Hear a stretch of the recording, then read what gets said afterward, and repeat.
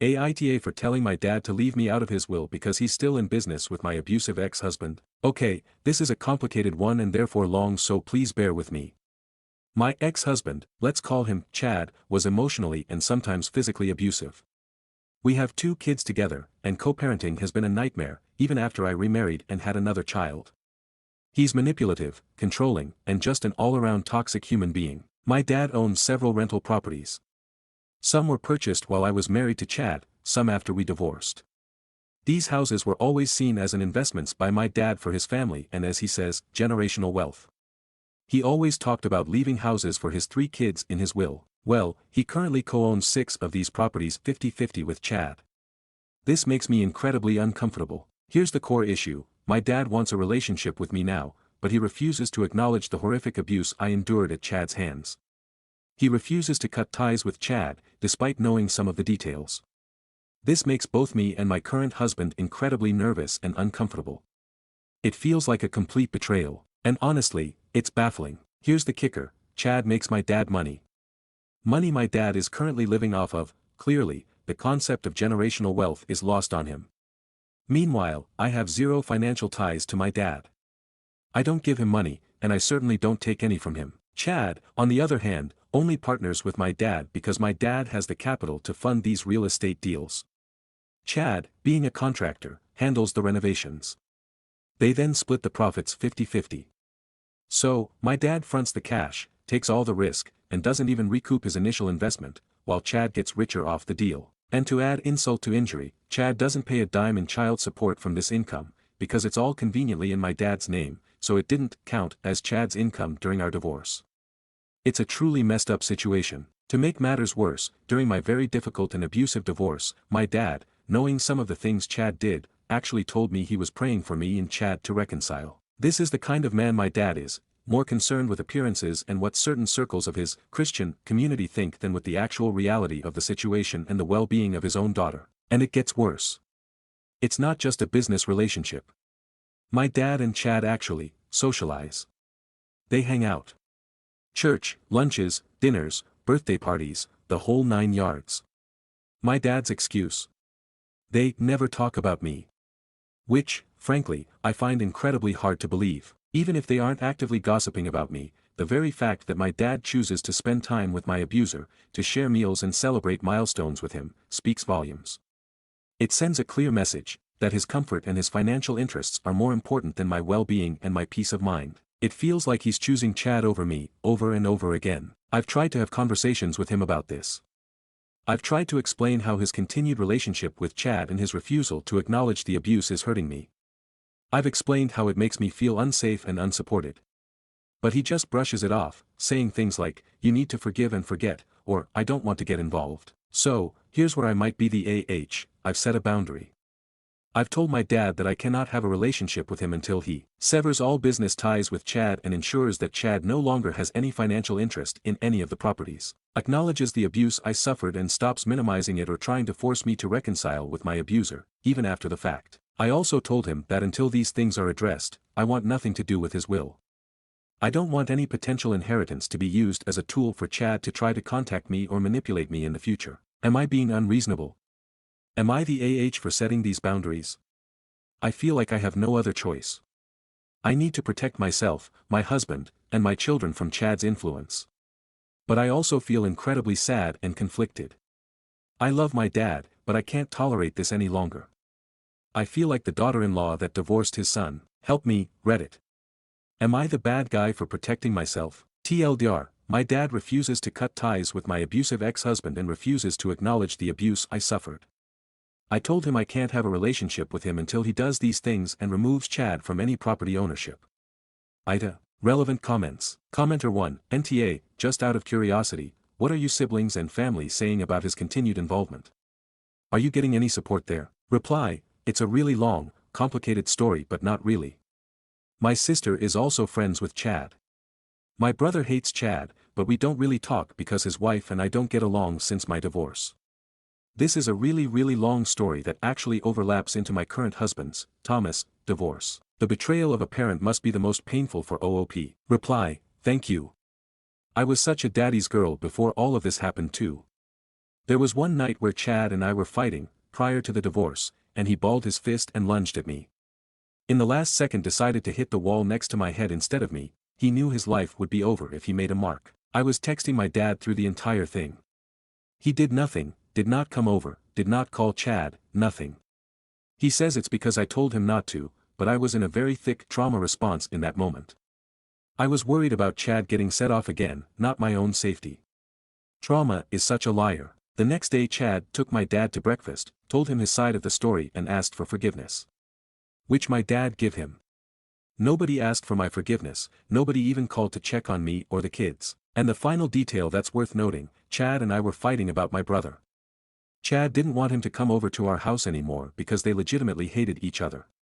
So my dad sided with Chad over his daughter and son. I do not know what Chad said to my dad at that breakfast still to this day, but I know my dad knows my side of the story because I told him. No remorse. Commenter 2, NTA. Protect your peace. But don't be afraid to enact vengeance lol. You can always report their business to spark an investigation. Reply, it's obvious to everyone except him, unfortunately.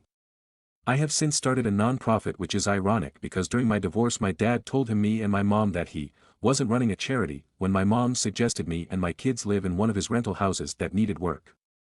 I was willing to help fix it up, given my design background. I'm a personal trainer and nutrition coach and started getting really annoyed that the people who most needed my services and knowledge could not afford the insane prices my gym set. I was charging $65 to $110 HR at the gym I was working for. My nonprofit is now online, so I offer 3 workouts weekly, unlimited nutrition coaching, and book club style life coaching for way less than the average, and work with people that need it but cannot afford it. We also have many other projects we are currently working on, more here if interested, ltwcdc.org.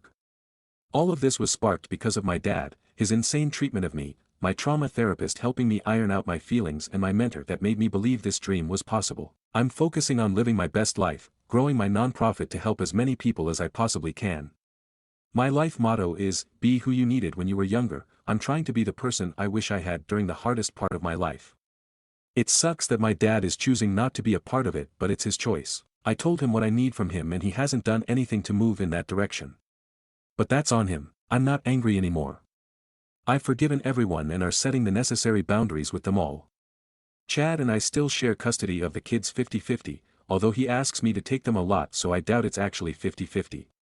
As far as providing, my dad does not see paying child support as providing, he sees it as a handout. The fact that Chad pays me anything means he's providing, and Chad also gets the kids things when they are with him. It would be a bloodbath if we went back to court, which Chad threatens all the time.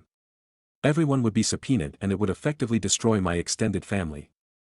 I will only push that button if Chad forces my hand. Additional information from OOP after reading about Chad paying child support. Reply, so I've seen this comment a few times. Just to be clear, Chad does pay CS. He is frequently late, but he does pay it. The catch is, he owns his own company, and if you have ever does that before, you know you can do a lot of loopholes in paying yourself. During the divorce I could only prove his income to be at the $80,000 mark. He tried to say it was $50,000. He earns a lot more than that, but because he pays his bills through his company the money never enters his personal account and therefore doesn't count as income. At the time of our divorce he was paying our $1,200 mortgage and putting the same amount in a TDA account weekly. My lawyer knew he made more than $80,000, but the legal battle would have taken years. Even our mediator said his books for his company were a mess. I willingly chose not to go to court and fight this because I just wanted the marriage to be over. I got a lump sum payment, BC. I did not want alimony, plus child support, and I was done. It was over a decade of the most insane emotional and verbal abuse, and I was a shell of my former person. I wanted to give my kids another option on how to live, even if that was only 50% of the time. I believe mine and my new husband's example will shine brighter in their lives than his will. It's already starting. Now, thanks to the parenting plan, I have a legally binding contract I can hold him to when he tries to sidestep or gaslight me. Our plan also has a clause that says, in the event that a decision cannot be reached, the decision will fall to the mother until mediation can be scheduled. The decision falls to me and I leave it up to him to schedule mediation, which he knows I know he's doing shady stuff in his business. Unfortunately, I cannot afford to take him on legally. Not yet. If he decided to take me to court, I'm sure I would figure it out, but it's risky and time-consuming. I have thought about tipping off the IRS, but I'm waiting with that info in case he takes me to court. I will have his entire life and business audited, and since he works with my dad on a handshake agreement, no contract, no EIN, no trust account, my dad will be forced to show everything in discovery. And since I do have an EIN and trust account, it will be harder for him to see my assets. Update. Whoa, thanks for all the support, everyone. Turns out y'all were right. Here's an update, then I'm going to have to stop updating on this and move on with my life. In the last few weeks, my mom's oldest sister passed away. She had been sick for a while, so this wasn't shocking news, but still sad. I called my mom to be polite and offer my condolences. I wasn't close with this particular aunt. I also made it clear I wouldn't bring up any of our drama and would only talk about it if she did. Well, as per usual, she used her sister's death to shame me, saying that, in 10 years, this could be me, and I don't want our family to not be speaking to each other like this, or something along those lines. So, I restated my boundary: once they get out of business and stop communicating so friendly with my ex and show me some loyalty, then that won't be a problem, and we can work on our issues. She said she won't turn her back on her grandkids because he's the only way she sees them. I reminded her that that's only been a recent development and that she never set boundaries with him ever. In the same phone call she told me she went to his house around Christmas time. He also shows up to my niece's birthday parties. Then, she told me she's angry that I dated my new husband and got pregnant with my youngest without going to her for help. Because I was 34, my husband is incredibly supportive and loving, and the most amazing man I've ever known. She's literally mad that I'm able to take responsibility for my own choices and don't need to turn to her for every little issue. I honestly still don't understand that one. My dad has done absolutely nothing about his business with my ex. He is living off the money he's making with my ex, even thought he calls it generational wealth. I don't think that phrase means what he thinks it means. My sister decided to send me endless texts that ended with her openly admitting she has nothing to be responsible for. She is a crying shoulder for my ex-husband and asked me if I felt sorry for him at Thanksgiving 2 years ago. Yes, she does know a lot of the things he did to me and my kids. Think verbal abuse, toxic masculinity, gaslighting, name-calling, financial abuse, etc. She also told me that my healing and growth is selfish because I'm not including her in it. I seriously wish I was making this up. The only successful conversation I had was with my younger brother, but even he isn't sure about my new husband, which is weird because they are so similar. Basically, he told me not to date anyone and I dated my now husband and it worked out and he's mad about it. Again, I was 34, he was 28. I don't know if they don't like that I didn't take their advice or if they don't like that it worked out for me despite me not taking their advice. I wish I had a better explanation for this, but I just don't. I'm not sure where all this will go, but I'm holding to my boundaries and moving forward with some pretty big goals my new husband and I have for our nonprofit, which helps people in life transitions who don't have support. Lemon into lemonade. Thanks for the support, and I know this update is vague, but if I typed out the whole story, it would be a dissertation. It is so unbearably complicated and honestly confusing because of the delulu thinking of my toxic family. I haven't blocked anyone because I just can't bring myself to do that to my family, but I moved an hour away from them and only respond when I'm ready to. I will hold up my boundaries, but my focus is on my family and our new baby. I just found out I'm 5 weeks pregnant. It's sad that my parents and siblings are going to miss out on a relationship with my two youngest because they can't let go of the life I rejected, but I know I'm a cycle breaker, and with that comes being the villain. A title I will happily wear. Relevant comments. OOP on her father's CPA, certified public accountant, and he should see how much he is losing in the process. Reply, he has a CPA, it's his brother-in-law. When I mentioned my nonprofit and how trust accounts work, my dad said, that sounds illegal. All I said was I was putting my business into a trust to protect it and paying myself through the trust. This makes me think my uncle isn't the best, but who knows. My uncle is not my CPA. Commenter 1, honestly your family sounds like a cult and they are just mad you broke free from the cult and therefore their control. Time for absolute no contact with them and going to a good family lawyer in your area to petition for child support with proof of the fraud. Reply, I said it feels like I left a cult or Scientology, because my mom and sister keep tabs with me online since I use it to leverage my businesses and gossip to my brother about it. How many kids does OOP have? Reply, I actually have 5 kids. For bio and 1 step. Update 2. OMG, one more update that I discovered in therapy. I know y'all will appreciate this. By the way, Charlotte, I'm Southern and I love when you use your Southern accent. If you read any of these posts, please use it. While I was going through my divorce, my brother and his wife were renting a house from my dad. I was at their house one day, we used to be very close, and I noticed the house next door was getting ready for an estate sale. Since I know my dad likes buying houses in that neighborhood, I went to check it out. My dad has done rentals my entire life, so I'm pretty good at feeling out the bones of a house. Well, I told him and my mom about it and suggested he get it, let me and my kids live there while I help him fix it up. It really just needed some painting and some minor kitchen modernizing. It's a 3BD 2BA and the same layout as my brother's house. With this plan I could get out of his house because at the time I was living with them and it was tense for everyone. My mom seemed on board with the idea, but my dad rolled his eyes and said, "I'm not running a charity." Obviously I broke down crying. He apologized and said some excuse that I don't remember because it was complete BS. Well, I have recently realized while verbally processing in therapy that my idea is the exact same concept my ex presented to him.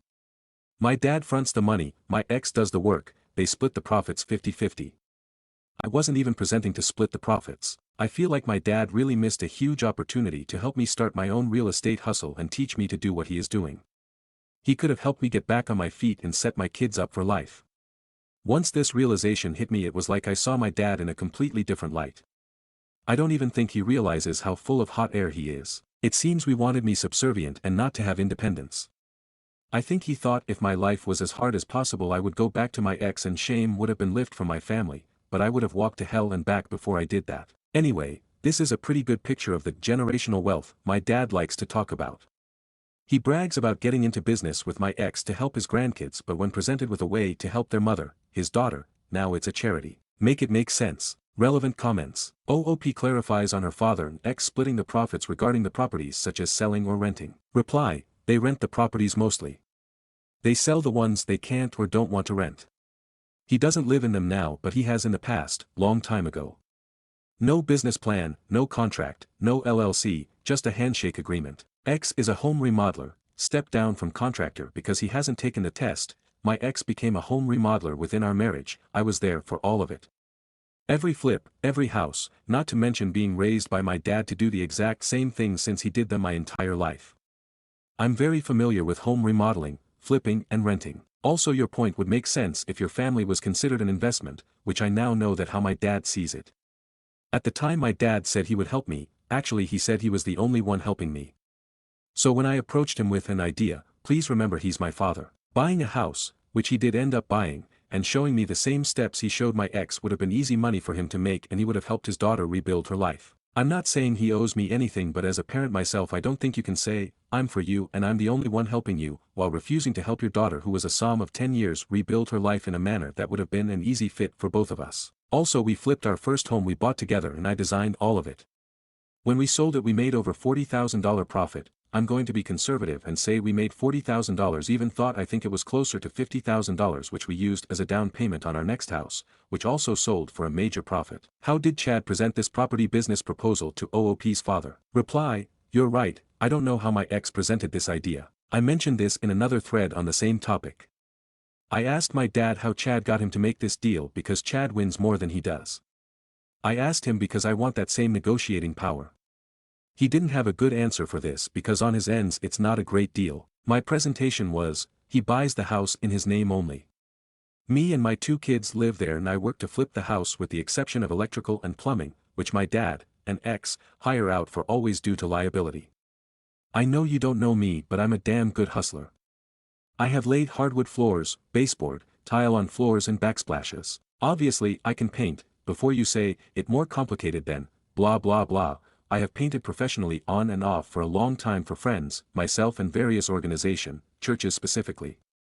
I've installed insulation, replaced various hardwares, door knobs, cabinet pulls, and faucets, and actually fixed a non-working toilet. So when I say I've been paying attention I fucking mean it. I just don't have the certification behind me. At the time my separate job was a personal trainer, which I am certified for, but like most gyms they weren't paying me enough and I needed something different, but my lawyer suggested I get a job to show I'm employable. I have a BA in professional studies and a minor in marketing, which I do full-time now on top of running my nonprofit. I am the daughter my father raised, and if he had taken my offer his rentals would be a fully functioning C-Corp right now and he would own a lot more than 50% of 6 properties. This is no because I know me. He doesn't. Fashion merchandising and home furnishings and a lot of business courses like econ and accounting. I also have a minor in marketing. These courses basically set me up for retail entrepreneurship. For my senior thesis I had to make a very detailed business plan and present it to my professor like they were the bank. Is OOP the scapegoat of the family due to lots of disrespect she got from them? Reply, according to my therapist, yes. Stories number 2. I, 26F, think my boyfriend, 30M, is exaggerating or faking his illness. Saw someone's post yesterday about navigating life with a partner who has fibromyalgia and felt inspired to post here. I'm hoping y'all can give me some solid advice. I, 26F, have been with my boyfriend, 30M, for a little under 2 years. In the time we've been together his chronic pain, which isn't connected to any particular known condition as he refuses to go to the doctor, has gotten worse and worse. It's reached a point where he's almost incapable of doing chores or house projects, is usually too exhausted in pain to make or agree to plans, and getting him to do anything outside of the house together is like pulling teeth. His objections always revolve around his pain and fatigue. I've never suffered from chronic pain, and thank God, so I'm not one to judge or accuse someone of making it up since the pain itself is invisible and my boyfriend looks perfectly healthy, but he's now been unemployed for about 4 months and I'm starting to question things. I'm starting to feel doubtful for a number of reasons, and the main ones are that A. He never turns down his friends' invitations to hang out, even when the activity is something physically intense like kayaking, or going hiking, or going to a music festival, and B. He is never too tired and too much pain to have sex.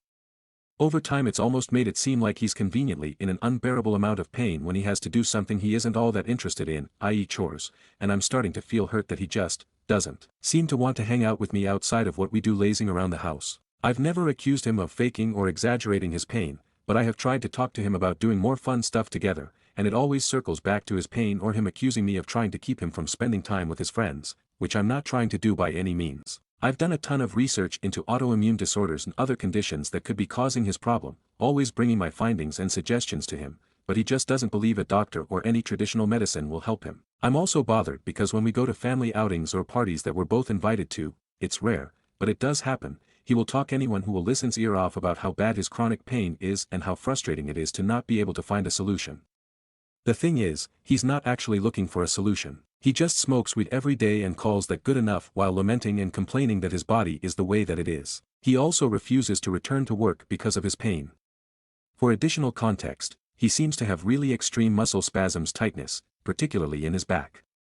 I'm happy to support him through hard times, but the fact that he won't work is getting concerning and I feel severely stuck. I'm not interested in supporting him financially on a long-standing basis, but at the moment I partially am by covering some of his expenses. If this post makes me a total asshole for questioning the degree of my boyfriend's chronic pain, so be it. I just need help and answers. So, here are my questions. Where do I go from here? Do you think it's possible that my boyfriend is using his pain as a crutch? Should I put some kind of ultimatum in place that will get him medical care attention? Your advice is appreciated. TLDR, my 26F boyfriend's 30M chronic pain is highly questionable and I'm not sure how I can motivate him to get better. I'm worried I may just be getting taken advantage of at this point. Comments. Commenter 1. Even if he does have chronic illness, he isn't doing anything to get a diagnosis or treatment and he is willing to push on for things that benefit him and only him. He's also developed a drug addiction he has no plans of curbing. I am chronically ill. I am busting my ass trying to find answers and help because living like this sucks. I do everything in my power to support my partner and care for our home. While sometimes that's not a ton, I always prioritize contributing to my household over kayaking, which even if I could push through to do, would put me down for a week. This man is using and taking advantage of you, disabled or not. He also has dumped this on you without you consenting to be his financial caretaker. You're not married. There is no, in sickness and health, here. Leave him. Commenter 2, this right here. It's one thing if he was busting his butt trying to find a solution, but he's doing nothing. He's unemployed and not searching for a solution to get him back to work. Is he on unemployment? What are his plans for contributing to the household? Considering his inability to function, do you see yourself continuing a life with him and what would that look like? It's big questions. Do you want kids? Do you want to travel? Is he an excellent homemaker? Commenter 3, as someone with chronic pain, even if he wasn't lying, I'd leave him. Chronic pain fucking sucks, I've been there. It's been over 13 years of it.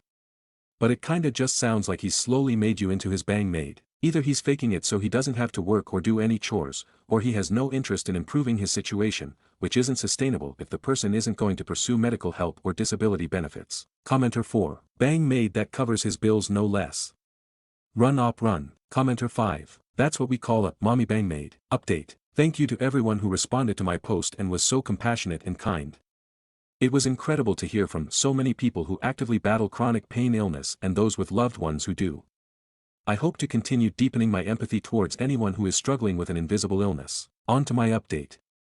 Armed with some fresh perspectives, and some fresh frustrations, LOL, I talked to my boyfriend and told him that he needs to see a doctor or I will no longer be able to support him financially and stand by while he remains unemployed and unmotivated to get the help he needs. I also addressed the idea of managing balancing his energy levels differently so that we're able to share household responsibilities more effectively, spend quality time together, and keep him doing the things he loves with his friends. His response was really bad. He told me that if I'm not willing to step up and clean around the house, something I'm already doing, that there's no use living together and that my efforts to clean are the bare minimum and not good enough for his standards anyway. He was also really mad that I haven't taken initiative to take care of yard projects and car repairs. He sat there and spouted off a whole list of things I'm not noticing in cleaning. And, once again, he was focused on this idea that I don't like his friends, I'm jealous of them and want him spending less time with them, which isn't true at all. This really stung. He basically brushed over everything I said and focused on my perceived faults. This told me everything I need to know and I told him I was leaving. He was just mad. Not sad or hurt at all. I'm still crying excessively over his whole reaction. I still don't know how real or unreal his chronic pain is, but I guess it doesn't matter anymore. Thank you again, everyone, for your support and kindness. I'm truly at a loss. TLDR, my 26F boyfriend, 30M, of almost 2 years and I have separated over his inability to address his chronic pain. Comments. Commenter 1. OP, I remember your first post. I know you're very sad right now, and you have a right to be. But don't let grief overstay its welcome, you are so much better off and he just lost his bang maid, expect him to come crawling back when he realizes you're serious. Don't believe anything he says. This internet stranger is proud of you. You deserve someone who can be your partner regardless of whether they have an illness, that doesn't mean they're critical or cruel. Commenter 2. Oh man. The idea of an unemployed, constantly stoned layabout accusing someone else of not stepping up is just mind-boggling. Good on you for not letting him take advantage anymore. Commenter 3. Listen to me. You will wait a week or 2 or 4 but he will try to come back to you. You did everything for him. No one else is going to do that. While taking on all the financial burdens. Yeah, he's toast. He was absolutely faking it. You don't need to think twice about it. Update us when he come crawling back, or once his parents are done with him. Good for you. I remember this from the other day and I was so upset that you did all that for so long.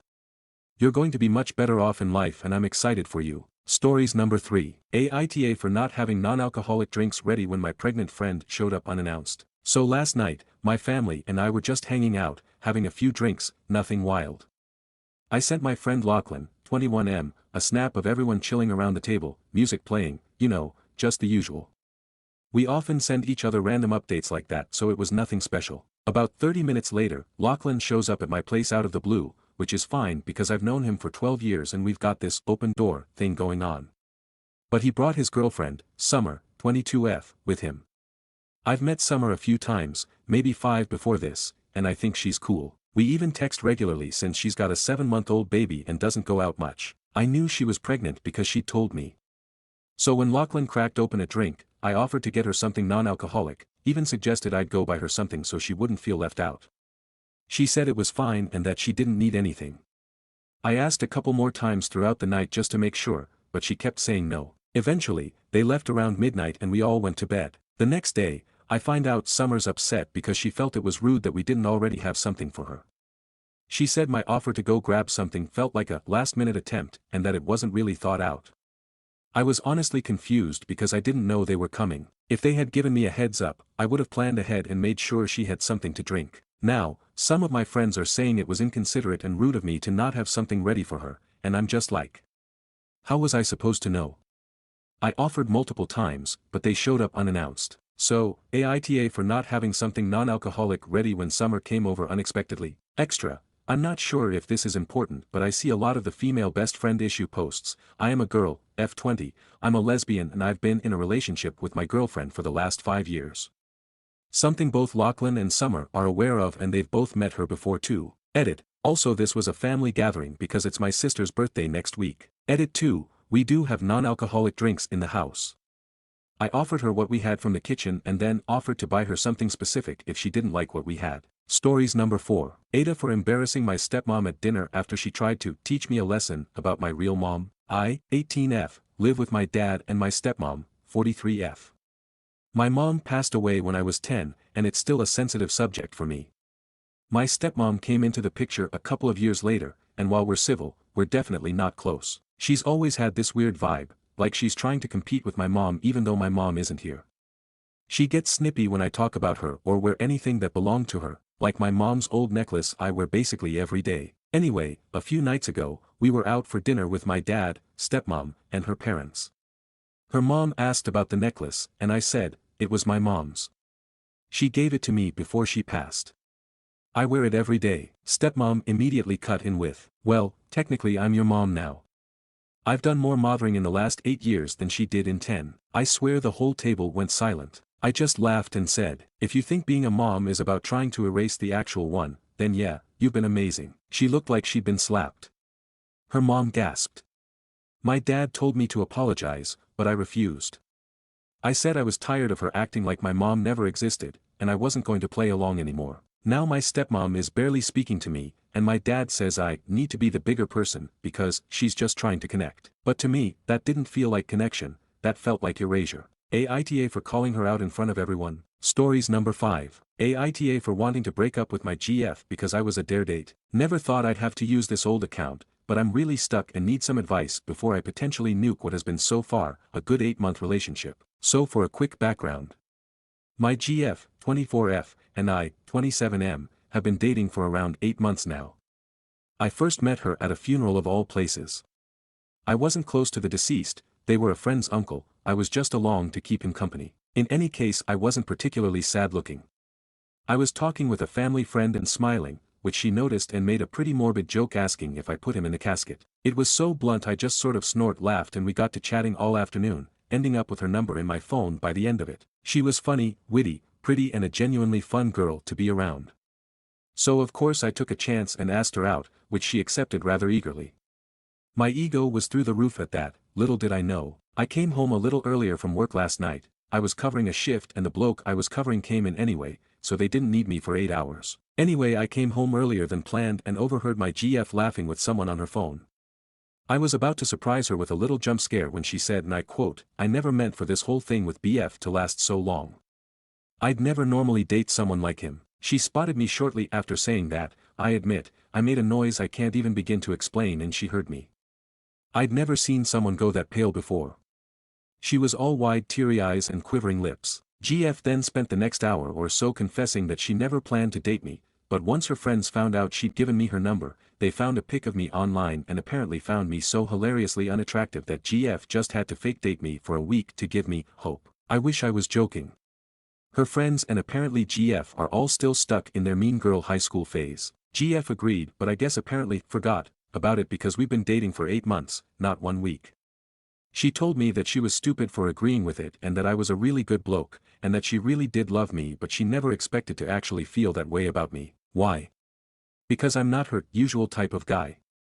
When I asked her to elaborate, she mumbled that she didn't initially find me attractive at all, but after dating for a few weeks she stopped caring about my looks. I admit I sort of lost my temper here and called her an immature waste of my time.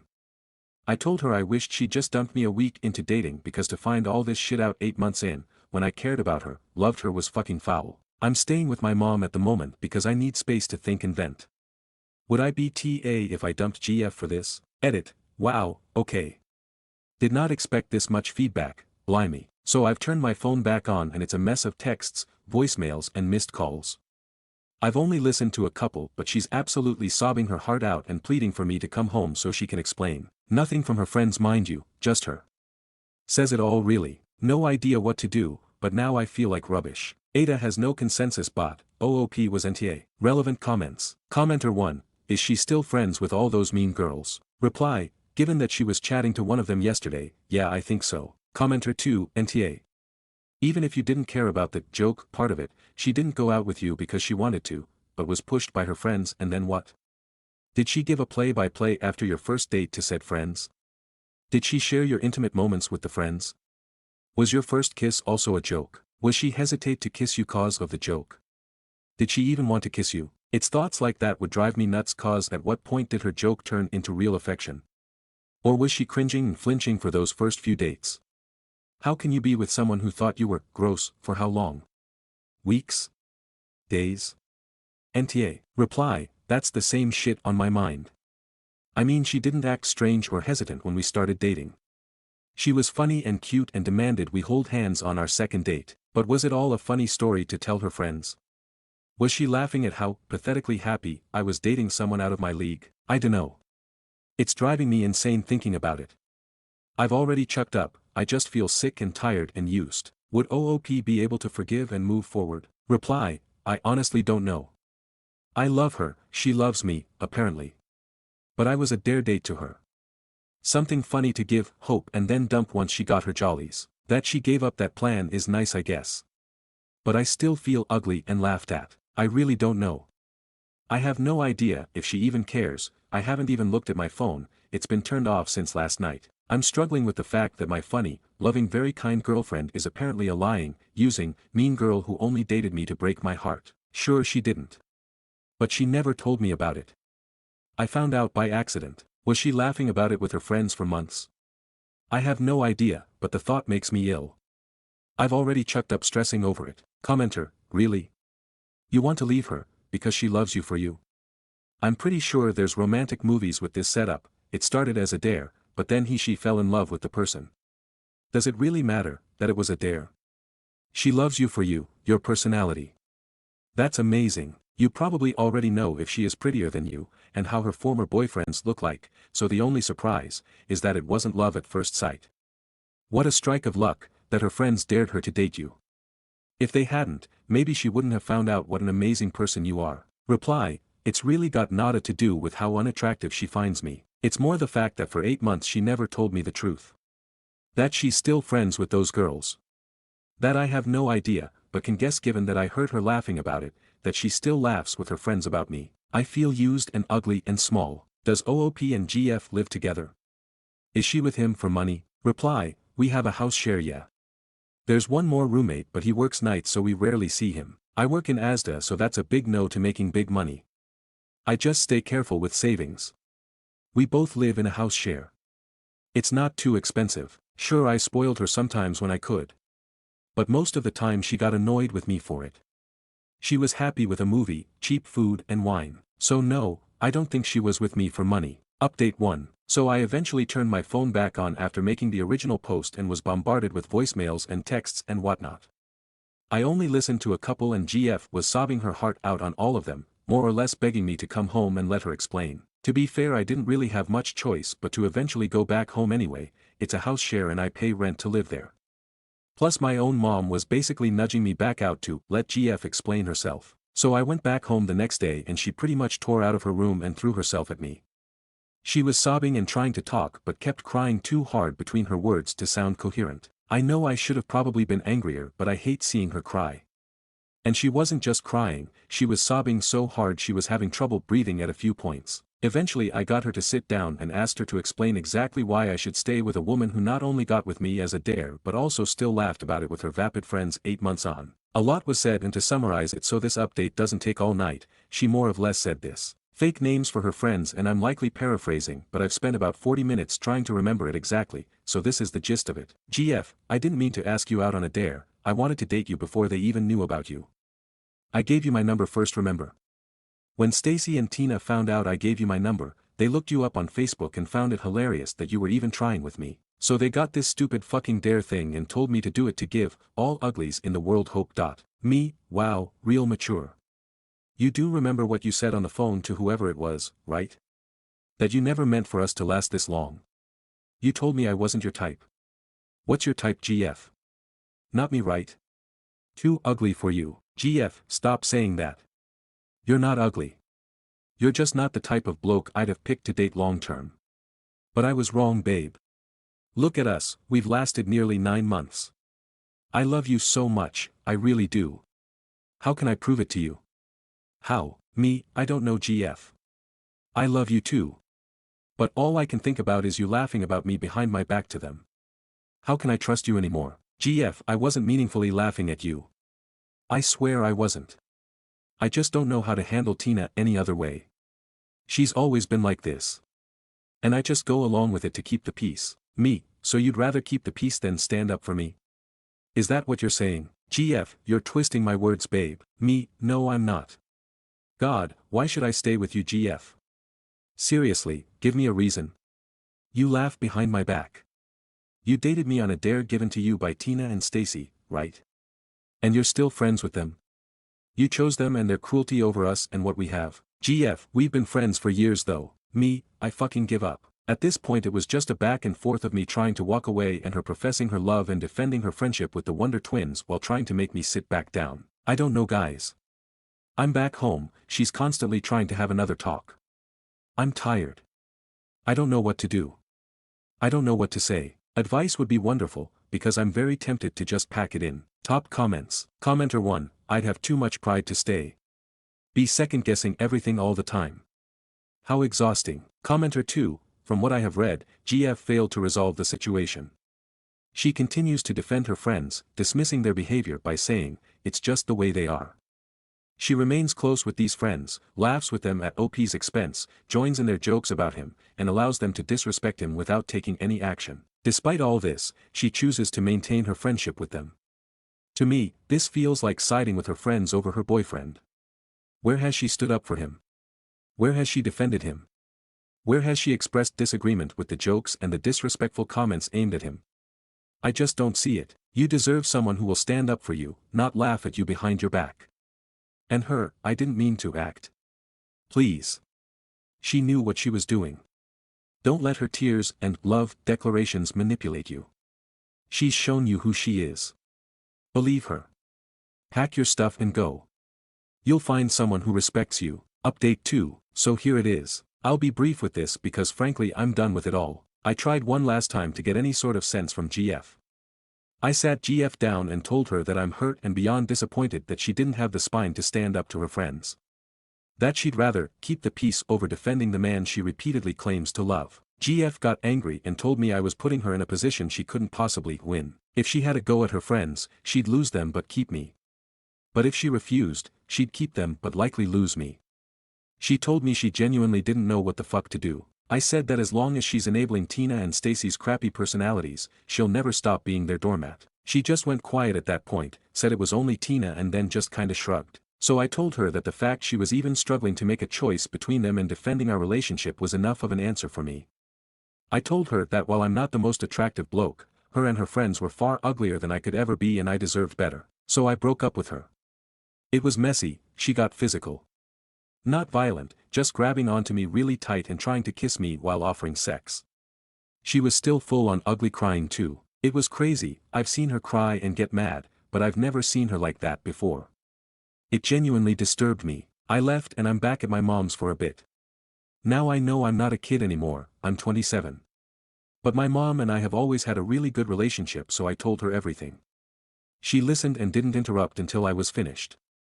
And then she pretty much said what a lot of you told me. She told me I'm handsome. Moms always say that though. She told me that GF is a silly girl who'll never have any kind of meaningful relationship as long as she lets her friends bully her around. And then she told me that I'm young and I'll find someone who'll love me so much that she'll fight tooth and nail to defend me. I won't lie. I cried a bit. It felt good to feel worth something for once.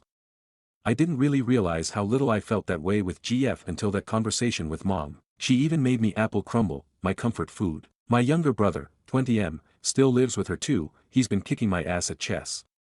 Bloke's a wizard, I swear. Mom and I had a long chat about my living arrangements and have decided that I'm going to move back in with her in a couple of months. I've spoken to the agency and unfortunately they won't let me end the contract early without a payout for the remaining months. So I'm just gonna stick around till then and then go. It's gonna be awkward since we have to live in the same house share for a bit longer, but I'll manage. I know some of you really wanted me to work it out with her, but frankly I have too much self-respect to stay with someone who doesn't care enough to defend me from her friends. Not to mention whatever the hell she was trying to do before I dipped out. It seriously freaked me out. Thanks Reddit. You all helped me make a choice between staying and sacrificing my self-respect to be with a woman who doesn't truly love me as much as she claimed, or leaving her in the hopes that I'd find someone better one day. I hope I chose right, but I guess only time will tell. Thank you all. Top comments. Commenter 1, still NTA, you made the right choice OP. Listen to your mother. She's the only woman in this whole mess that has any sort of sense in her head. As for you crying about it all, good. Cry, you apparently needed it. I wouldn't even wait until you've paid it all off OP. Get your things and go stay with your mother. No telling what your ex will do. You've got 2 months left, right? Nah fam, get out of there. Commenter 2, good for you. I'm proud of you for standing up for yourself. Please have someone with you when you go gather your things and record if needed to help protect yourself. She's unhinged and will likely lash out. Stay safe. Commenter 3, so sorry, man, but seriously, pay out the lease contract. Absolutely nothing good will come from living with your ex. She'll either keep trying to force you to reconsider or switch over after her toxic friends get into her head and start treating you like crap. Neither of those are worth staying for, and the cost to get out of it will be so worth it. Best of luck going forward. Stories number 6. Aita for being upset that my husband gave my food to his friend. I, 23F, and my husband Jeff, 25M, have been together for 7 years. We've recently got married about 10 months ago. With that, I also got a promotion at my job and I work longer hours. He has a friend, Sarah, 25F. I'm not close to her, I don't talk to her, but I will greet her and be civil if I have to. My husband knows her as they were in the same training for their job. They work in 2 different departments though. So to the problem, me and my husband had gotten off of work a bit earlier, so I decided to make a nice meal for both of us as we haven't been able to have a lot of time together, so I wanted to have a nice romantic dinner in our dining room. Fast forward some hours, after I finished cooking I only made enough portions for me, him and a bit for myself for my lunch tomorrow at work, so I let him know about my lunch I had in the fridge and that it isn't leftovers. Anyways, we're sitting down enjoying our meal and talking. That's when somebody walks in. Obviously I'm thinking somebody just snuck into our house or something because I never gave anybody a key. All I knew is that my husband and myself have a key. To my surprise, Sarah came walking in as she greeted my husband. I had to greet her first and she finally looked at me and greeted me. I looked at my husband and said, I didn't know we had company. He just shrugged it off and said, I decided to invite her over to hang out. I'm blindsided because I wanted this night to be just for us since we've been so busy. Sarah sits down and has the nerve to ask, where is my plate? I looked at her, I reminded her that I wasn't aware that she was coming over, so I didn't make enough and I apologized. She started calling me rude and inconsiderate, but I kept letting her know that I wasn't aware and I could Uber Eats or something if she wanted or fix her up a sandwich. She looked at my husband and asked why she didn't have a plate. I kid you not, my husband gets up, goes over to the fridge, takes my temporary lunch bowl out the fridge and reheats it and gives it to her. I immediately tried to take it but he moved it and I said, that's my lunch for tomorrow, and he replied to me, you could make yourself something else. To be fair, I was pissed. He gave the plate to her and she just started eating it and thanked him. Obviously I'm mad at this point and I was going on about how that was my lunch for tomorrow while he ignored him. Sarah kept calling me bitter and childish, saying it wasn't serious. I soon had enough and just stormed upstairs and never came back downstairs. My husband ended up coming upstairs very late at night and just getting into bed without even giving me a kiss. I wake up easily but I was still halfway asleep. I just want to know if I was being selfish and made a big deal out of him giving her the food. Aita Reddit, I'm getting comments saying I'm fake and AI. I do apologize for any mistakes in here. I do typically mess up with my words when I type fast and I apologize for that, but please stop being mean about it. I never posted on here though, are PPL usually this mean? Edit 2. I plan on talking to him tonight when he gets home. He's working later tonight, so I'm gonna try to keep myself up and I'm gonna ask him if anything is going on with him and Sarah. Comments. Commenter 1. You know that the issue is not about the food but about your husband's blatant disrespect for you and that woman coming into your house to berate and name call you. You are a better person than me. I would have decked her and dragged her out my house like a common thief. You need to rethink this marriage of a thing. Commenter 2. OP is already a third wheel in her marriage and does not realize it. The woman walked in. OP, ask yourself how. You did not give her the key, so how did she gain entrance? If your husband gave her SND, did not inform you. Okay, on to point 2. She walks into your home, greets your husband ignoring you intentionally and pointedly, and when you greet her she makes a show of replying. Translation. Why are you here interrupting my 1:1 time with my man? She proceeds to berate and insult you in your home when you did not invite her. Your husband, who invited her first, did not tell you about it and then did not curb her being rude. He did not defend you at all. He proceeds to take your lunch and give her and basically tells you, suck it up. Translation: you are interrupting my romantic time with my girl and bitch, you better shut the hell up and tolerate whatever we dish out to you. He is already being cold to you. Now this is a guy's perspective I am giving you. Unfortunately you euphoric _sentence 48 you are already out of your marriage. Just no one told you yet overtly. NTA. Commenter 3. Let me get this straight. She has a key to your APT. She walks in without knocking. She expects to be served dinner. You tell her not enough food. Offer her Uber Eats instead. She insults you. Husband doesn't defend you. Husband gives her your food. Husband ignores your objections. They talk over you while eating. You go upstairs but not husband. They spend entire evening alone. Husband comes to bed late. Doesn't speak to you. This isn't a platonic friendship. Your husband is in love with her. Whether or not she feels the same way, she clearly has zero respect for you in your own home, and knows that she can treat you as badly as she likes with your husband's full support. Update. This isn't gonna be a long update at all. I talked to my husband after he got home today and long story short, they have feelings for one another. He denied cheating but I feel like there was at least emotional cheating. I don't know what to do as I've been with him since I was 16 and he was my first everything. I can't even imagine a life without him. I'm currently at my mom's house. I came over here after all the chaos. He's been blowing up my phone with text and calls. First he was apologetic, to it was, she means nothing and now I'm insecure woman he claims. He tells me he still loves me but if I'm with you then I want to be the only one you love. Lots of you also pointed out that he was disrespectful, which he was, and I can't stand for that either. I checked the Ring camera and her car is currently in our driveway. Anyways, I feel like complete shit. Me and him mostly have mutual friends since I didn't have much friends in high school, just college, which is where I met him. We were in the same friend group. I've been crying and I'll admit embarrassingly I've thrown up about twice. My mom has been super supportive and tonight she's letting me forget with ice cream and rewatching Love Island. But she said it'll be temporary as me and her need to have discussions on what will be with me and my husband going forward. That's it though, thanks for all the advice I got and completely things get better. Again, I'm sorry if any of this is hard to understand as my hands are very shaky. Sorry and please refrain from any hate comments. Commenter 1. What the hell is her car doing in your driveway while you're not there if he loves you so much and she means nothing? He's continuing to disrespect you by having her over while you're at your mom's house. I know it's hard, and I know imagining your life without him is difficult, but if you stay, you'll be teaching him that there's a line of disrespect that you'll tolerate and he'll have no problem dancing right up on it whenever he feels like it going forward. You're worthy of so much more, and a man who would behave this way is not good enough for you. As someone who was once in a similar situation and now married to someone wonderful, I promise better love than what your current husband is showing is waiting for you. Commenter 2. Also, I'd screenshot the image of her car in your driveway. Or storm over while she's there, kick her out, then kick him out. It's your home and he's literally bringing someone else in the moment you're gone. Hell, she even has a key. Who's to say she isn't hanging there like it's her own place while he's out? She's way too comfortable in your space that you pay rent for. Commenter 3. Girl, I'd block her car in and call everyone over so we can all burst in and hear his brain-dead explanations. Then call her parents, family, friends and church if she has one to speak with her about her home wrecking. Insist he leave, not you. Have over people for support and in case he comes back and tries anything. I'd call their shared boss too. I'm a terrible person but I don't suffer alone. I'd put everything out into daylight. Stories number 7. Aloe by not wanting to go to my father's wedding because of comments his fiancé has made about my autistic younger sister. Hi everybody. This is written on mobile so I apologize if this looks odd. So I, 22F, talked to my, 49M, father the other day and he told me that he and his fiancé, 52F, have finalized a date for their wedding.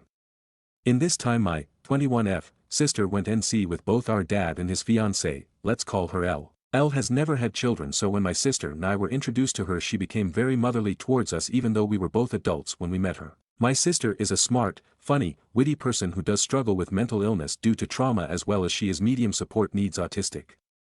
Elle knows about all of this and previously was very supportive of helping her work through these traumas and grow as a person. Within the past year and a half things have gotten worse and Elle started belittling and mocking my sister during her meltdowns and even has gone as far as to telling me that kid needs to be drugged up after I reached out to Elle about how to support my sister during these episodes. Now because of all of this my sister and I are NC with Elle as well as my sister is NC with our father as he has also belittled and mocked her during meltdowns. I should mention that my sister and I were in foster care from the ages of 11 and 12 up until we both aged out of care. My sister has a really good relationship our foster parents while I don't, which I am okay with because I'm glad my sister has someone she can call her mom. This is where I feel stuck. My father is really the only parent I have left as my mom left when I was a kid. In the end my sister will still have a mom, and if I completely cut off my father I'll be alone. I want to stand with my sister, and if she doesn't go then I want, but part of me wants to still hold on to having a father. Regardless of my sister going, I don't really want to support someone who is so ableist and often even racist at times by going to the wedding and pretending that everything is fine knowing that my presence is only tolerated. TLDRAIO by being unsure of going to my dad's wedding knowing he's marrying someone who hates both of his kids. Comments. Commenter 1, Nor. Where was your dad when you two were in foster care? He doesn't seem to care about you at all. Reply. He was part of the reason why we were in foster care, but it was more so reactive abuse rather than straight up abuse. He's done therapy and anger management courses and claims he's better. Commenter 2, you're not overreacting at all, and your sister is lucky to have you in her life. I'm sorry your father can't or won't stand up for her himself. You're already NC with his fiancé, so it sounds like going would subject you to having to be in her presence anyway. Reply, I feel more lucky to have her because she's hilarious. Going might just make me feel worse while also potentially ruining a happy day for my dad. Commenter 3, all you have to do is see your father without the wife. Just go have lunch with him or to a movie with him, etc. You do not have to be around the wife. You don't have to interact with the wife much at all if you set that boundary with them. But no, you are not overacting. Talk to your sister. And yes, medications can help with meltdowns. It took me years to find one that helped, that didn't make me drowsy or have the opposite reaction. Not saying Elle didn't take it too far, especially since she is a racist. But she's not exactly wrong. Sometimes it does help, or you got to keep trying different meds until it does. Reply, I agree with medication being a lifesaver. I myself have a panic disorder and treat it with medication.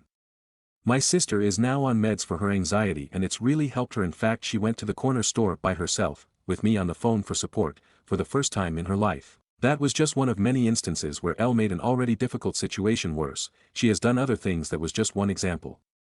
I really appreciate your feedback though. I'm so glad you found something that helps you. That can often be a long stressful journey. Update. Just thought I would come back here and give everyone an update. I apologize for taking a bit to update. Unfortunately this isn't a very positive update. On Thursday I received the invitation to the wedding and had a conversation with my father, and I found out that he hadn't even invited my sister whatsoever or even told her about it. After finding that out and his half-assed reasons why he didn't invite her, I decided to not go to the wedding. That ended in a huge fight and a lot of hurtful things were said, and I've decided to completely cut contact with him and Elle. After talking to him I called my sister and let her know what happened without getting into too much detail and stressing her out, and she thanked me for always standing up for her. While it has been difficult and there has been a lot of tears, I think I made the right choice, and my partner and roommates agree, and they could see every time I talked to my father it would end in me having a meltdown. I'm thankful for everyone who left a comment. I made sure to read every single one, and I appreciate everyone taking the time to read my previous post. I hope everyone has a wonderful spring. TLDR, I cut off my father over his actions and previous actions. Stories number 8. Finally found out why my friends don't want me going on my date tonight. Title, Am I wrong for going on a date with my mother's friend? My mom is in her 50s, I'm 35, and Clara is 43 for context. My mom helps run a few clubs for her church at the community center. One of those is a hobby club where they try all sorts of crafts and activities. Clara joined the club around a year ago, and a few months back my mom and Clara got close, so she started inviting Clara over to hang out at her house a lot. I met Clara when mom invited her to dinner and I was over that night too. After a while, whenever mom and I would plan to hang out, Clara was always included, and I suspect this was intentional by my mom trying to play matchmaker. Well, it worked, and a week ago Clara asked me out. I asked my mom if that would be awkward for her and she laughed and told me she thought I should do it. So Clara and I made plans for a date. Plan is to go out in a couple days. Thing is, I mentioned this to some of my friends and their partners, and they all seem to think this is weird of me to date someone who is a friend of my mom. Everyone I've spoken to about this other than my sister and mom are creeped out by me dating Clara, and I cannot understand why. I just get vague, "You're being weird, creepy," or "kick" when asked why it's wrong when even my mother approves. Am I missing something here? Comments. Commenter, you are missing that. No matter what you do, judgmental people will judge you for it. Go have fun on your date. Reply, you're right. People will judge over anything. I'm just surprised my friends are all against this and I can't get a clear answer as to why out of them. Commenter, absolutely not wrong. You're two adults. What's weird or wrong about it? Parents have been playing matchmaker since time began. It's lovely that your mom introduced you. Reply, yeah, my mom loves being a matchmaker. She introduced my sister to my brother-in-law and they are perfect for each other. Commenter, I don't necessarily think it's wrong, but think about this, if things don't work out between you and Clara, be it after a date or two, or even a messy breakup after a long-term relationship, how would this affect your relationship with your mom? Is she the type of person who would hold a grudge? Choose her friend over you, try and convince you to stay together. Also, if Clara and your mom are good friends, how would you feel about Clara sharing details about you and intimacy with your mom? I'm not saying this would happen, but it's a possibility. Reply, the potential issues with a breakup and her being mom's friend were why I was hesitant, but my mom and I spoke about it and she assured me she wasn't worried and thinks that even if it doesn't work out between Clara and I everything will be fine, and my mom would shut down any attempt at mentioning intimacy with me. She walked in on me and a girlfriend in high school and that memory haunts us both to this day. Top comment on post. Commenter 1, this isn't abnormal at all. Before online dating it wasn't uncommon for people to meet through family friends or people their parents knew socially that were younger or who had similar aged kids they wanted to introduce their child to etc. This is just a long-form version of that basically, plus you don't have to stress about her liking your mom if it gets serious, she already does. Sounds like a win-win. For context I'm 35M, and my date is 43F. We actually met because she's in a hobby group with my mom and she encouraged us to go out together. Two of my friends and their girlfriends didn't approve when they found out. At first it was because she was a few years older than me and because she's a friend of my mom's, but after pointing out that at our age 8 years is not a big gap and my mom was supportive they just called it weird and creepy to date her. Eventually after everyone else I asked seemed confused about the problem like I was they came clean and admitted they had been talking to my ex that left me a year ago and she had been missing me. My ex is friends with the two disapproving girlfriends and they all have been planning to try and get us back together like some kind of trashy romance plot. My ex left me after we were together for a year because she just didn't feel right about our relationship. Hurt like hell at the time, but I've moved on. I've run into her a few times and been polite, but I have no interest in a relationship or even a friendship with her. She's not part of my life anymore and I'm keeping it that way. My friends made me feel like I was crazy and weird for wanting to go on a date with a woman I get along with. We've hung out a lot in other settings, just not a date yet, all so they could try and force my ex back into my life. Ex texted me this morning asking if we could meet up and talk and I told her that I wasn't interested in anything she'd have to say and that I'd like to keep my distance from her. I'm also putting some distance between my two friends who were playing along with their girlfriend's stupid game. On the plus side I'm really looking forward to our date tonight. Dinner, drinks, and a walk through town to enjoy the nice weather we're getting. Some of OOP's comments. Commenter, trying to manipulate you into canceling a date because they care more about the feelings of the girl that dumped you doesn't really sound like something real friends would do. Reply, yeah, I was pretty disappointed that they were willing to play along with all this. They aren't my closest friends so I'm strongly considering just moving on from them completely. Commenter, nothing says cheat on me more than taking back an ex. Reply, she wasn't a cheater. It just wasn't working out. Update 1. Update just got home. Did not expect this much support. Figured I'd let anyone finding this late or checking back in know. Date went very well. Haven't had a first date go that well I think ever tbh. Second date has already been planned. I'll be cooking dinner and we'll be watching a few terrible movies we both share a love for. As for my crappy ex-friends I've already told them we're done being friends. Luckily they are part of a separate social circle from my main group of friends so it's a very easy breakup process there. Ex tried calling me. Went ahead and blocked her everywhere I could think of. Not letting those idiots ruin an otherwise amazing night. Thanks again for everyone's supportive words. I know I made the right call but it's nice to be validated you know. Some of comments. Commenter, that's fucking weird, man. I would be pretty upset if my friends were conspiring with my ex to get me back with her and shitting on my chance to find something with someone else. This sounds like something a bunch of 20-year-olds would do. I can't imagine a world where any of my friends wouldn't just say, hey man, your ex has been talking about you a bunch, you think there's a chance? She's interested. This all sounds way immature and weirdly conspiratorial. I know Reddit is always, burn the bridge. Divorce. Leave. Kill the dog, or whatever, but I would really reconsider these friendships. It's one thing to try and put you two in the same room, still weird, but alright, and another to make you feel bad and actively get you to not date a woman you're interested in. Reply, you're right it was absurd that they did all this instead of just letting me know she was interested. I would have said no still, but at least then it would be done and there wouldn't be any drama. Now they are my ex-friends and I think it's for the best. Commenter, break up with them. Listen. We can't really be together anymore. While I've valued your friendship over the years, I feel like your best interests don't align with me personally.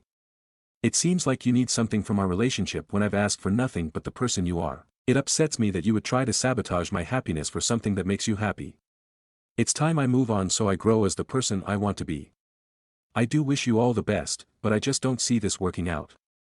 It's not me, it's you. Reply, I decided to go with a more, you guys are insane for this stupid sneaky rom-com bullshit. We aren't friends anymore. Lose my number, approach. Update 2, wow, this got a lot more attention than it deserved. Came back to hundreds of messages. People wanted to know about date 2. It went just as well as the first date, I'd say. I made chicken parm and she got me my favorite cider to drink. We watched Velocipaster because that movie is truly art at its finest. She's an incredible woman and now we're official, so I get to brag about my awesome girlfriend to anyone who will listen. She's confident, smart, funny, gorgeous, and she knows what she wants. She's very straightforward, which I appreciate. Obviously it is way too early to tell what the future of this relationship looks like, but for now I'm happier than I've been in a very long time. Also, my mom is being smug as hell and teasing me relentlessly, but my GF is getting it even worse because mom and the girls from the hobby club are all ganging up on her. It's all in good fun. I just think they haven't had much new relationship gossip in a while. Her friends, and my 2 ex-friends seem to have accepted the breakup, and I don't expect them to show up knocking on my door demanding we hang out or anything like a few people suspected. With those friends out of my life, I'm no longer likely to even run into my ex, as I only ever saw her when hanging out with those particular friends. Might see her at the store, but even that's unlikely because I go at odd hours to do my shopping. That's it. No big fun drama. I'm happy, GF is happy, family and friends are happy. Life is good. Thank you for listening to me yap about my love life on the tail end of a post I wrote just to work off some steam. Stories number 9. Aita for asking my boyfriend to stop wearing suits outside of work. I know this sounds weird, but here goes. I have been dating my 47F boyfriend, 52M, for 2 years. We met in a grief counseling group after losing our spouses. Everything in this relationship has been great, our kids get along great, I even got a Mother's Day card from his son thanking me for making his dad smile again. It was sweet. My daughter, 19F, adores my boyfriend.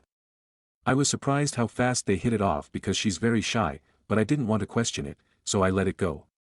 But as time went on, things got weird. On Valentine's Day, he got me a bouquet and a rose for her, and she still has it hanging in her room. She gets up early every morning to make him a latte, and every night when he gets home, she's waiting in the kitchen with a beer and a sandwich for him. He has back problems, so she bought him a computer chair with massaging rollers on it, which pissed me off because I am a masseuse. I can take care of this man's back just fine. I refuse to replaced by an effing chair. I asked my daughter why she keeps doing this stuff, and she said she just likes him. I asked why to see if I could get more info, and she started listing things. He's nice, smart, funny, blah blah blah, but what stuck out was when she said she loves the way he dresses. My boyfriend is a funeral director, so he always wears black suits. When I first started dating him, my daughter would always call him sharp-dressed man, saying things like, "Are you gonna go see that sharp-dressed man again?" Or, "When do I get to meet your new sharp-dressed man, Mom?" My daughter always says she wants to marry a man in a suit, so I assumed this was her way of showing approval. But now I'm starting to wonder if there's more. I've been wanting to suggest that he stop wearing suits outside work, but he loves his suits. We just bought a house together and I know he's been looking at rings. This man is a chess champion who speaks 6 languages, yet doesn't know how to close his laptop when going to the bathroom, lol, so I'm invested in this relationship. I love this man and I want to marry him, but I'm afraid if I tell him what's on my mind he'll kick my daughter out. This all came to head last night when we were watching a movie, and she went up to get drinks. When she came back, she handed my boyfriend his beer, and then, tried to sit in his lap. I say, tried, because my boyfriend pushed her off and angrily told her that what she did was inappropriate. He stormed up to our bedroom, and I followed him up to talk to him. He started saying that my daughter should start looking elsewhere to stay, but I told him about the suit thing, and that maybe if he just wore normal clothes outside work, she wouldn't act so weird.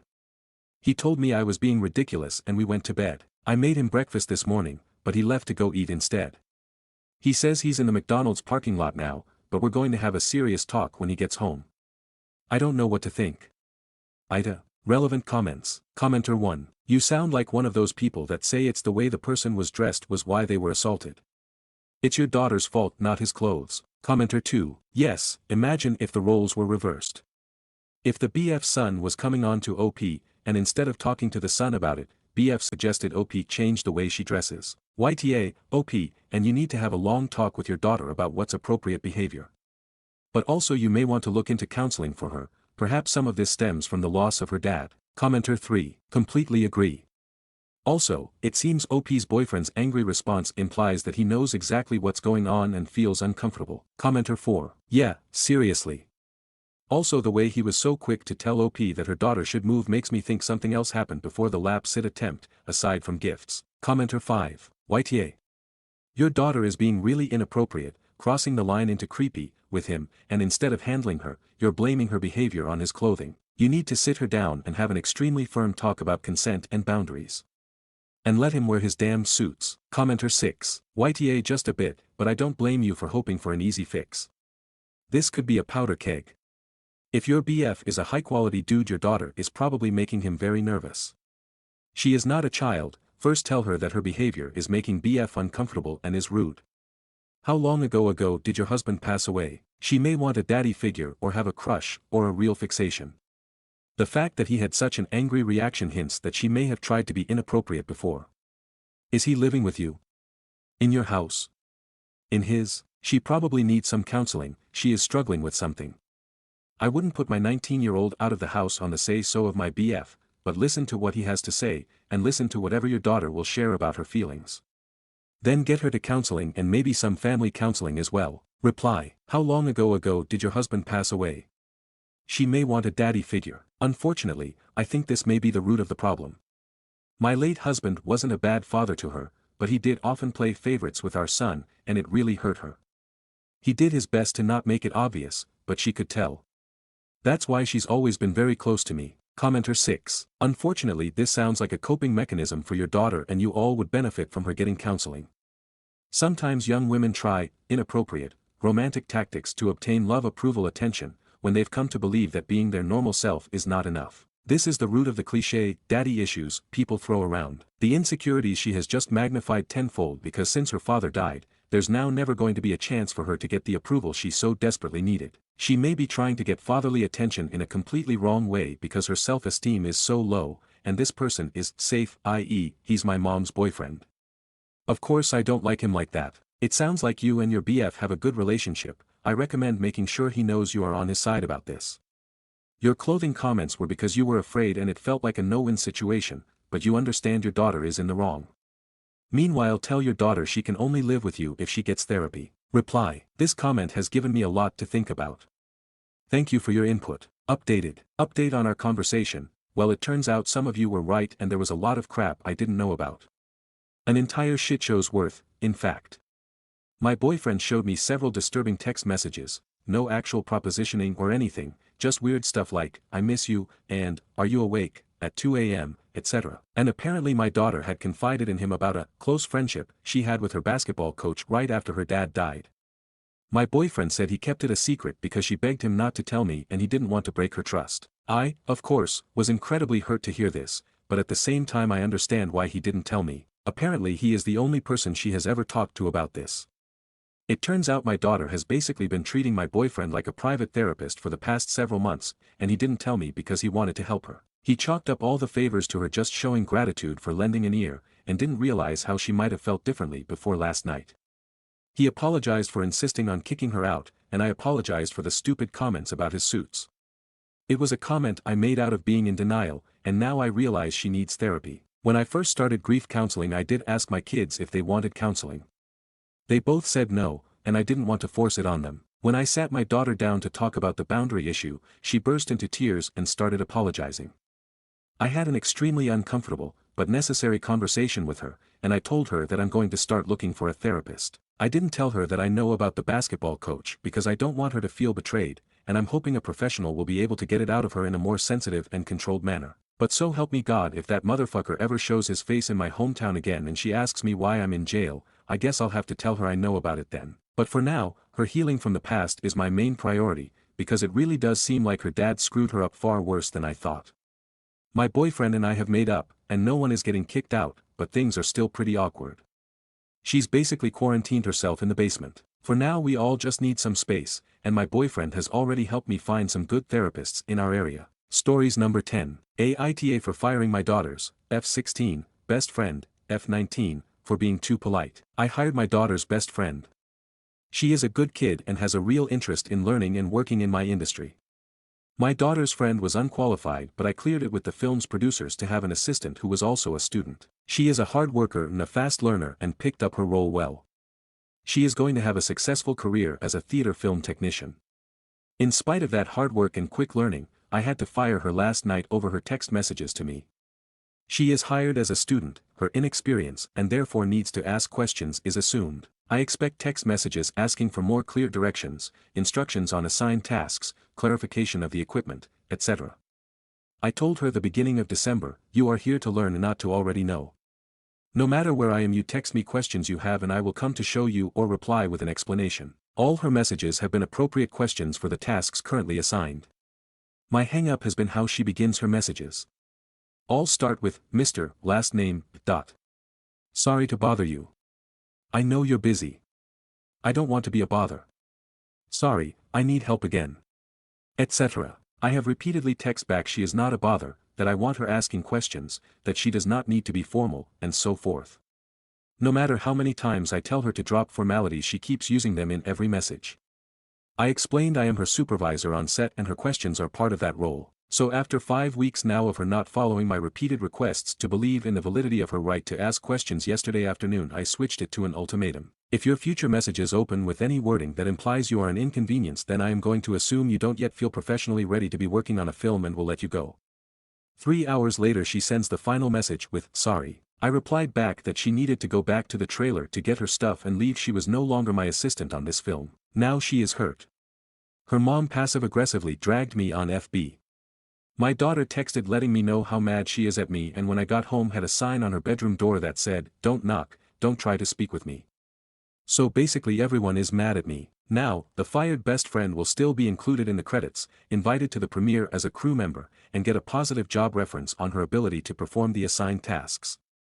All she lost was these final 2 weeks of work. I have assured everyone that I will give her another chance on a future gig when I feel she is ready to ask questions without qualifiers. Listening to and adapting your work behavior to the preferences of your supervisor is a real-world priority, so I think I did her future career a favor teaching that lesson. Am I the asshole? Relevant comments. Commenter 1, YTA. She's trying to be professional and not assume preference because your daughter is her friend. Firing her for being too polite will likely inhibit the confidence you were hoping to instill. Reply, I was trying to instill confidence. Way too many men expect women to apologize and act unworthy. She is hella good for her first gig. My genuine wish is that she would recognize her skill and be confident that she is qualified to do the job. Commenter 2, LOL, imagine firing someone, a teenager no less, for not being confident enough but still good at their job and then trying to pretend it's a feminist thing. Top comments. Commenter 3, yeah, most definitely YTA. How dare someone be courteous and polite. Commenter 4, YTA here. You're telling me that you fired a 19-year-old girl for being too polite, for apologizing when she thought she might be interrupting your busy schedule. This is a sign of respect that she's showing you. She was asking appropriate questions and being perfectly professional. There are plenty of adults who would respond in the same way as she did, to show consideration that the person they're contacting has a life outside work. This was your problem, not hers, and now she's lost an opportunity. Update same day. Thank you everyone for the fast and very thorough ass whooping. We do not start filming today till late afternoon. I have taken the judgment of this forum seriously and texted her an apology that admits my actions were absolutely counter to the confidence in her ability that I wanted her to have. I have asked her to please come back to finish the remainder of the shoot with us and told her I would reimburse the couple of lost hours from last night. I especially need to apologize to the other posters who accused me of being a faux feminist. I was not intending to pretend my feminism, and I do genuinely want her to succeed because I believe she has the potential to be a great filmmaker. Thank you for calling out my bullshit. I am waiting now to see if she is willing to accept my apology and return to the position. Follow-up update same day. She is coming back this evening. I called her mom too after the text message to her and explained that I only wanted to make her a better member of the team, but accepted the way I did made me an asshole instead. I will talk with her tonight before shooting in hopes to undo any damage to her confidence I caused last night. Stories number 11. Friend, 31F, upset after I, 27F, asked her to leave when I was in labor about to give birth. How do I solve this? I'm part of a friend group of 8 women, ages 26 to 31. I'm the second person to have a baby. They mean the world to me, especially since I have no relatives left. We all get along great, though I'm particularly close with Jess, who I've known since high school and even lived with for a bit. This mostly revolves around the day I gave birth, but I guess it started a few months before. All of them were doing so much effort for me and I couldn't be more grateful. One friend, Elisa from now on, kept getting more and more involved though, sometimes making me feel a bit uncomfortable. Had to ask her a few times to stop touching my bump and she'd get sad. She's joke about wanting to be there when the baby was born, how magical it is. It wasn't, lots of questions. At some point she asked me if she could join me and my partner for a checkup because she really wanted to be a part of it. I said no and asked her kindly to take a bit of a step back. That her excitement was sweet but a bit too much for us. She did apologize though was upset. I asked her why she wants to be involved so strongly, she didn't really give an answer. She said she loved me and the baby. And that Jess got to be a part of this a lot more, which is true. After she was silent for a bit, but things went back to normal. The last weeks before my due date she came around almost daily but I didn't want to be ungrateful, plus I was bored at home. They all came often, which I appreciated loads. The day I went into labor I was with my partner. I messaged Elisa that she didn't have to come, just that I'd tell her when we left for the hospital and the group something in the lines of, "This is it, we'll keep you all posted." Elisa still showed up and apologized, saying she didn't see the messages. She asked to stay for a bit because of the long drive. At some point we decided to go to the hospital though. Elisa said it was too early, could be true, she's a nurse, but I was feeling in pain and anxious and really just wanted to be there. Here's where it got intense, I guess. She just kinda started acting like she was coming with us. My partner, bless her, told her we got it from here, thanked her for all she did, but that she could go home now. Elise replied something along the lines of it was no trouble, she'd love to be there for us and, let's go, still intent on coming with us. It wasn't even a question. Again my partner now flat out told her we'd prefer it if she went home, but that will message the group to keep everyone posted. Elisa for some reason needed to hear it from me and I said the same thing. That we got it from here, that I'll keep her post but she should go home. She didn't really move though. She stood there, tearing up, while we grabbed our bags, chargers and so on. I should have checked but at that point I couldn't deal anymore.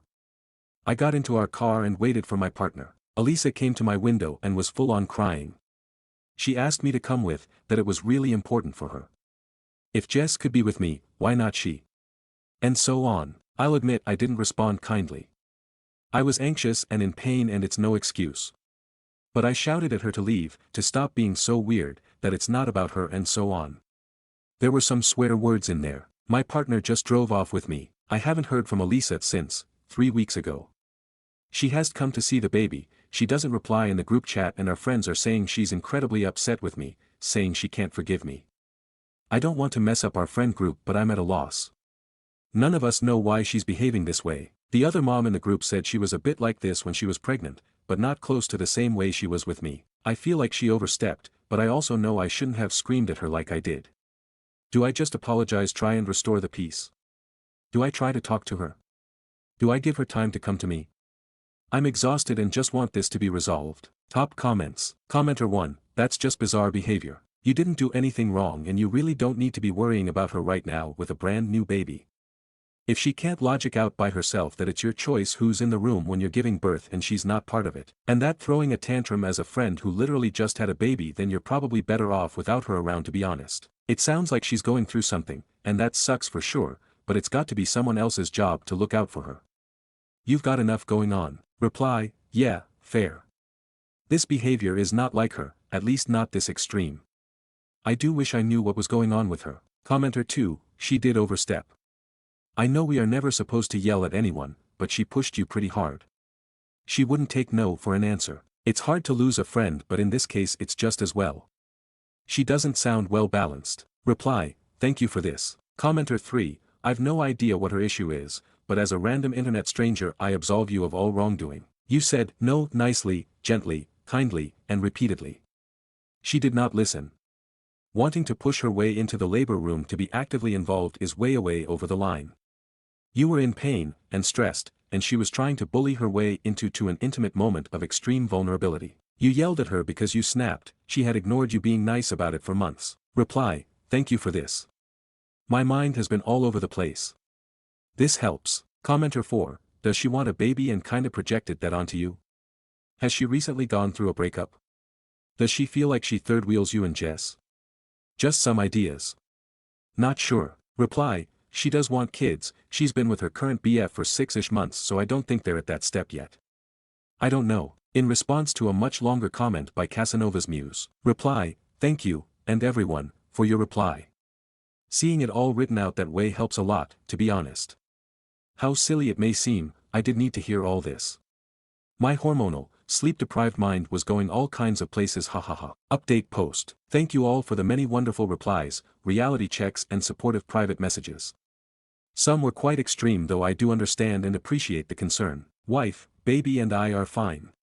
I had decided to let Elisa be and focus on my wee little family. She actually messaged me, just kinda asking how baby and I are, not mentioning anything about what happened. Didn't really sit right with me, blame the hormones, so I brought it up myself. We had a whole conversation through text, but didn't really get anywhere, though she did kinda apologize. Her reasons kept changing, it all felt like excuses. First she said I had told her she could be more involved, then it became that she felt we were so close and I hurt her, then it had to do with Jess, then she was worried about how my wife was handling it, my wife is wonderful, and felt like we needed her support. I did immediately correct her and she didn't mention my wife again, but we just kept going in circles. The conversation was exhausting and I just kinda ended it with that she really crossed a line, but we can try to move past it. She replied something along the lines of that she can't just yet, it's all too painful still. But she'd like to see the baby, but when it's just me and her. I refused, which I struggled with and may make me seem like an absolute bitch, and said I don't think it's a good idea just yet. Just want to enjoy my little family and changing sleep schedule, struggle bus. She said it was fine, she'll wait till there's a group visit and will hold on to her gift till then. I still don't really know what's going on with her. I don't know if I ever will. Either way, time to move on I think, and hope things go back to normal. Though I'll be careful moving forward. Thank you for your support, everyone. I really did need it. Sum of comments. Commenter 1, holy moly. Elise is not well. Reply, the odd thing is that with the others she apparently is perfectly fine now. I don't know why she's behaving this way towards me, just hope it gets better. Commenter 2, is she in love with you? That's how everything read to me tbh. Reply, she has a boyfriend, so I don't think so. Commenter 3, bi and pansexual people exist. Just because we are in a hetero-presenting relationship doesn't mean we are only into opposite sex partners. That said, she is a walking red flag and you are either ignoring it or underestimating the potential for harm. Just because she is normal with the others now doesn't mean it's safe for you. I'd go low contact till you can do a group hangout, leave the baby at home, and see how she responds to you. Do this with your eyes fully open and no preconceived notions about her and her behavior and then go from there. Reply, I'm sorry, I definitely didn't mean it that way. I just mean she is in, what I think is, a happy relationship with someone else. But you never know what's going on, that's true. I do think for me it doesn't feel like she'd ever intentionally do something to harm me or the baby, though I get what you mean. Either way her behavior is worrying. Stories number 12. Aita for asking my BF if we can go to the gym separately. I, 26F, have been a committed relationship with my boyfriend, 27M, for almost 5 years now. We have a really good relationship and have blended our lives together pretty well, up until this point. We've been living together for about a year and a half. I work from home full-time and he works hybrid. He usually only has to go to work in person 3 times a week. We have separate friend groups, and I'm able to have my girls' nights, but we're all adults and have pretty busy schedules so that really only ends up being once a month or so. Even then, I live really close by a lot of my girlfriends so I end up going home at the end of the night. Now here is the problem. At the beginning of the year my boyfriend and I made a New Year's resolution to start going to the gym more often, super cringe I know. It became a great addition to our routine.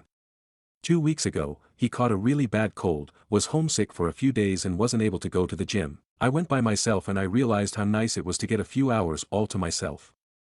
I liked that I didn't have to work around his work schedule. I liked that I was just able to go by myself and grab a coffee on the way, listen to Megan Thee Stallion loudly in the car. I liked that I was able to catch a yoga class, and I've been debating doing a Pilates class here or there. My boyfriend mainly likes to focus on cardio and some weight training. I've asked him if he'd be interested in doing a class and he said that they were a waste of time. I didn't realize how much time we were spending together until I actually got a moment to think. Other than him going to work and hanging out with his friends, we spend every living moment together. We have breakfast together. We have lunch together when he's at home. We have dinner together. We watch movies and TV together. We do groceries and run errands together too. I love spending time with him and I love being around him. None of this is an issue for me. But I can't remember the last time I farted and he wasn't there to make a joke about it. After realizing this, I spoke to my boyfriend and asked if he would be okay if I started going to the gym on my own. He didn't really understand and took it as an offense. He asked if I didn't like working out with him. I responded that while I liked working out with him, I also enjoyed working out on my own and being able to do classes that he wouldn't necessarily enjoy. He said if it was a timing thing that he would sacrifice his lunchtime and go with me midday if that's what I preferred. I pushed back, said it wasn't about him, I just wanted some girly time and well-needed space. He then proceeded to accuse me of wanting to go to the gym for a specific reason, insinuating that I was going there for male attention. I of course, was insulted and told him that wasn't the case at all and that I just needed one thing a week that was just for me. He let it go for about a day, but proceeded to make petty comments every now and then about my so-called odd behavior. This week as I was getting ready for the gym I put on a really cute gym set and I'm not gonna lie, it was flattering in curvy areas. He started with his bullshit again and made rude remarks that the only reason I wanted to go to the gym was so that I could get checked out without him being a deterrent for other guys looking at me. I matched his energy and told him that maybe if he wasn't constantly breathing my air, I wouldn't feel like I was suffocating in my own house. Yes, I know it was mean, but honestly, he was wearing me down. Since I made that remark, he's been very short with me. Responding to my questions with one-word answers or just telling me that he wasn't in the mood to talk. I understand that I hurt his feelings, and apologized for what I said. He shrugged me off. So am I the asshole for wanting to go to the gym on my own? If anyone has any advice about how I can explain to him why this is important to me, let me know. Posted on a throwaway. My boyfriend knows my real ACC, I'm on like every K-drama sub under the sun lol. Relevant comments. Commenter 1. NTA, I hate going to the gym with my wife, she always wants me to work out with her, I have my own routine, you do your thing, I do mine, we can go together but don't ask me to work out with you. Commenter 2. This story is about much more than just going to the gym together. Sounds like a relationship that is coming to an end. Commenter 3. Look at it this way. In his mind everything between you two is perfect. He loves spending every second with you and doesn't see you being smothered. You aren't wrong for wanting alone time. Now look at it from his perspective. He goes on Reddit and posts that his perfect life with his perfect girlfriend is in jeopardy because ever since she started going to the gym, she now wants to go by herself for alone time. Certainly some guy must have caught her attention and she is interested in him. 90% of the responses will be that he is probably right and you will cheat on him soon if you haven't already. Everyone who reads this knows it's true. Talk to him. Reassure him. I can't tell you how to do it, but do your best. Let him know how important he is to you. Update. I just want to say thank you to everyone that replied. I've been overwhelmed. I tried to answer a few questions last week but there was just too much. I also just wanted to clarify that my man is not controlling, neither of us are cheating, and he not abusive in any way at all. Okay, so update. After a week of us pretending like the situation blew over, it wasn't resolved, I wasn't sure what more to do. I took all of your advice and wanted to talk this out, more maturely. So thinking this was just a space issue, and poor communication, I asked my BF to talk about it seriously. Logically if I needed space, maybe he was feeling the same way. I laid out my feelings again, mentioned everything I said in the last post. I told him that I totally understand it must have been jarring for me to suddenly not want to follow through on our New Year's resolution. I offered a compromise of us splitting the gym time, still go together but also do our own things. I'll go for my classes alone when they pop up, but also go do the machines and stuff with him. I reassured that I only had eyes for him, and offered to save my nicer sets for when we go together. He looked annoyed that I brought it up again, told me that he's over it and just do what I want to do. I of course didn't accept this, I wanted a resolution we'd both be happy with. I pressed for his true opinion, and oh boy it was not about the gym at all, so I truly was the AH2. Last November I hosted a girls' night at our apartment, just two of my close friends. My BF was home but vacated the area and went to relax in our bedroom after dinner. Long story short, he had overheard a conversation where I said I wished we had more romance in our relationship. For context, I watch a lot of Korean dramas and said I wished I could be whisked away and yearned over like a period piece baddie. The K-drama part was a joke, but there was truth to my wish for more romantic notions. Understandably, he took this to heart. I tried to explain what I meant was that we barely go on dates anymore, I felt like we were always in PJs around each other. Even our intimate times feel scheduled, always after dinner or before a show, never spontaneous. I felt like we were too young for that. His perspective was the complete opposite. He said that he feels like I don't appreciate the way he takes care of me. He mentioned the fact that he made sacrifices to move for me, that he foots majority of the bills, that he's looking for new jobs all because I suggested it, that he always gets my favorite takeouts without asking, and other more personal things about his family I don't feel comfortable sharing. I know some of you will be curious that the sacrifices he's mentioning was moving from his previous one-bedroom apartment to our current three-bedroom. There wasn't enough space at his old place for the two of us, plus our home offices. The move was inevitable, and we viewed all of our options together. It's even closer to his job, so I'm not sure what his issue is.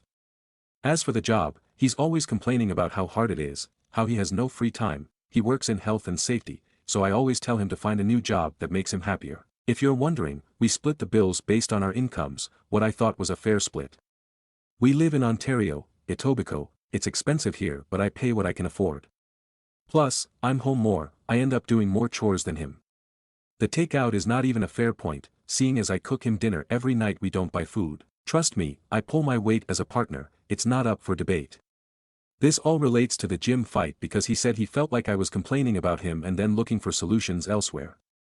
I kinda translated that as me making him feel like I was looking for romance outside of our relationship. I don't know, but he sure pissed me TF off, and we fought about it for a good hour and a half lol. Anyways, after cooling down I apologized to him for everything I said. It was a private conversation, but it still was wrong to say. I assured him I was only referring to frivolous things like flowers and going out on dates, not his character as a partner. I just want us to be more lovey-dovey, less like roommates. I told him I appreciate everything he's done for me and for our relationship, and said I was sorry for ever making him feel as though he wasn't doing enough. I stood my ground on how it was unfair of him to see his sacrifices and efforts in our house as one-sided. I show up for him on a daily basis. Prior to moving in I held him down through some difficult times with his family and continue to adjust my life around his schedule. I was more insulted with that than anything else. He apologized as well for giving me the cold shoulder, for what he said about me wanting attention, and for starting fights with me instead of just telling me what's on his mind. He said he was embarrassed, that's why he's been defensive. But, we're good now. We updated our gym going to just whenever our schedules please us, if it's convenient to go together. I also got him to agree to try a class with me. He gets to pick which one. We also made a promise to try for proper date nights each month. We got tickets to see Avatar: Last Airbender in concert next month. He's going to try and surprise me with flowers, me surprise him with cute gifts, and also more spontaneous love making. As for the financials, we were looking into renewing our lease when it ends, but now we might consider finding somewhere cheaper. I'm supposed to be covering a mat leave position starting June. Hopefully the extra cash can help elevate the stress. This will probably be an ongoing discussion for us. Also, we agreed to stop breathing so much of each other's air and take more opportunities to do individual side quests. Sorry for the King novel. But thank you to everyone that gave me advice. I feel silly for freaking out on Reddit, but I appreciate all of your insights, it helped me so much. Relevant comments. Commenter 1. It's fascinating the way his take on things got turned on its head with the other side of the story. Sacrifices by moving house, omits to mention it means a better location and more space. Changing jobs to please you, omits to mention he was unhappy anyway, and your suggestion was simply to make a change if he's unhappy. Always buying your choice of takeouts, omits that you do the cooking the rest of the time. This is something all Aita aficionados should remember. Without both sides, anyone can be the victim or TAH. Reply. Yeah, he was definitely reaching, but his concerns were still valid. He spends a lot of money on me and our shared life. I'm sure it gave him tunnel vision during our discussion. Plus this is all from my POV, I'm sure he'd have a lot more to say about me lol. Stories number 13. Aita for agreeing with my daughter. It is weird her friend's mom has access to their conversations. My daughter is 14 years old and has a friend, Chloe. She and Chloe have been friends for a little over a year now. Chloe's mom, Gina, is someone I'd consider pretty strict. I was aware she checked Chloe's phone, and I know a lot of parents do this, but I found out a few months ago through my daughter that she'd respond through Chloe's phone to Chloe's friends, including my daughter. It was never anything overkill, just, Chloe can't talk right now, she's busy with homework or whatever. I thought this was odd but didn't say anything to Gina about it because that's her life and her business. I got a call from Gina earlier this afternoon. She was very pissed off and told me that my daughter was rude, I needed to start monitoring what she says, etc. I asked her what exactly happened and she said my daughter gave her an attitude via text. I was still very confused and asked why they were texting. Gina became exasperated and snapped through Chloe's phone. I told her I'd call her back and ask my daughter specifically what happened. My daughter willingly showed me her texts. She had texted Chloe something. Gina had responded, using Chloe's phone, saying Chloe was busy. My daughter replied asking when Chloe would be available to talk. Gina told her, when she's ready, stop texting her. My daughter replied, you don't have to be so rude. Gina said she wasn't being rude. My daughter said yes, Gina was, and also called her a weirdo for using Chloe's phone. I told my daughter next time, just don't engage. I did also say it wasn't kind to call someone a weirdo and not to do it again, but that I also understood her frustration. I didn't punish her, she seemed receptive to the talk and I left it at that. I called Gina back and told her I had spoken to my daughter and handled the problem. Gina started ranting that I need to monitor my daughter's phone and have I seen some of the things she talks about. She started on crushes, rants about teachers, saying there were times my daughter badmouthed me when frustrated.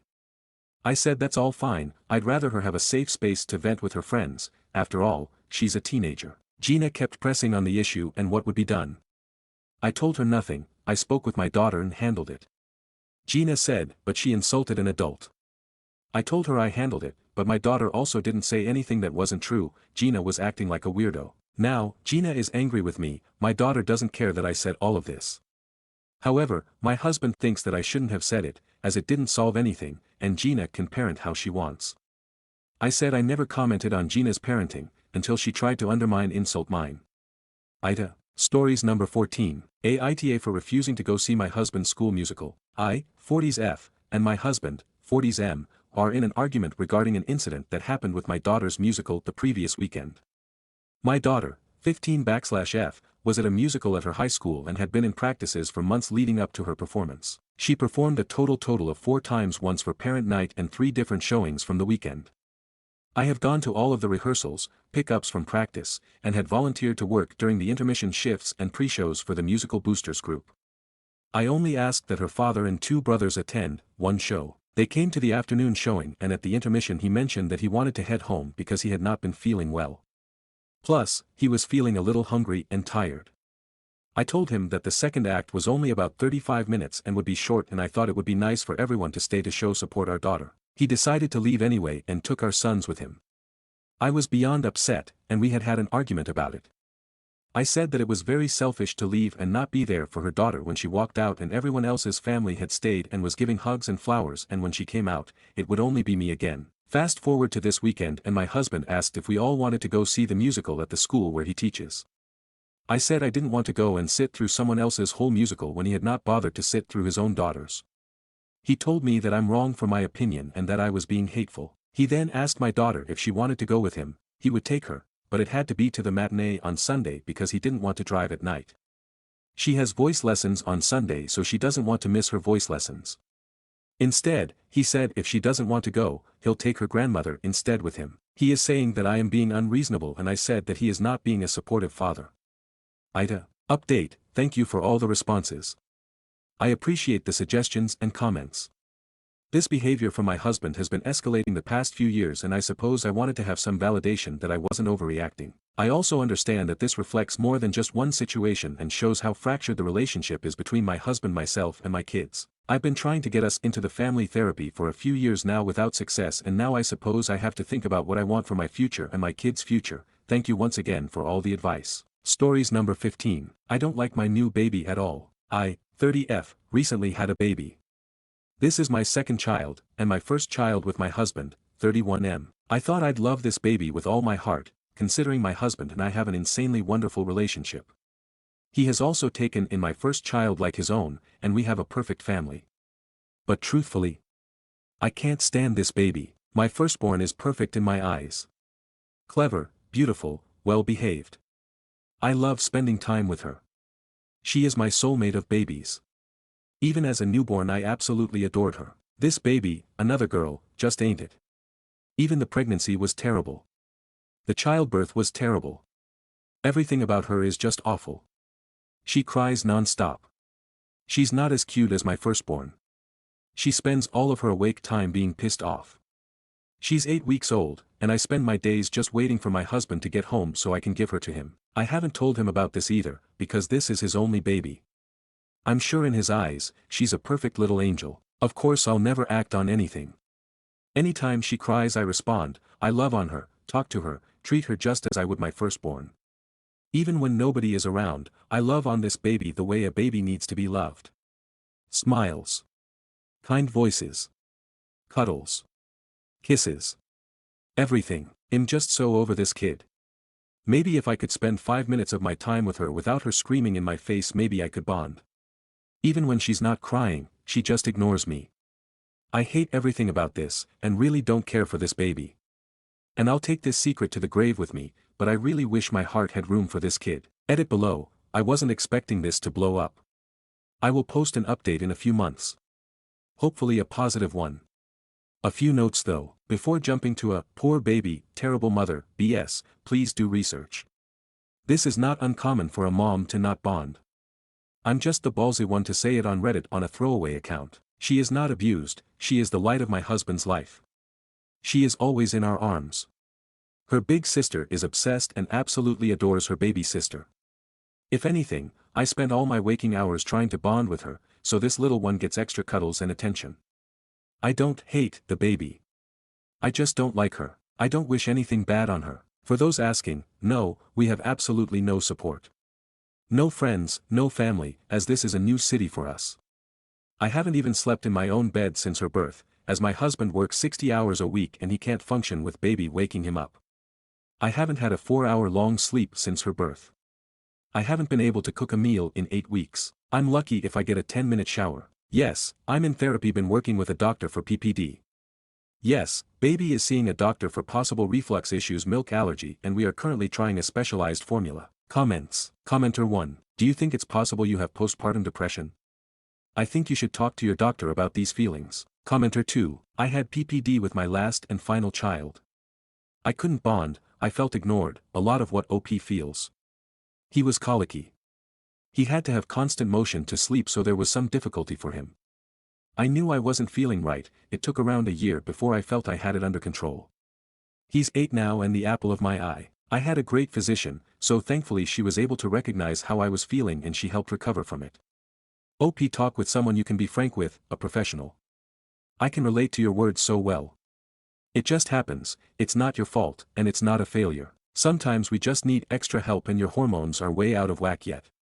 It's not easy to bounce back. Commenter 3. Other folks are offering really great advice around seeking medical support, and it sounds like you're already on that, so I just wanted to offer a narrative reframing. You have 2 children, one who clicks naturally with you and aligns with you.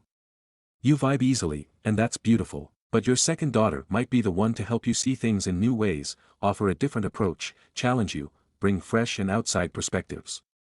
Of course that will be clearer as she starts to get older, and it's totally fair that right now feels deeply challenging. I wish you luck and deep resources of patience while you move through this phase. Reply, ah.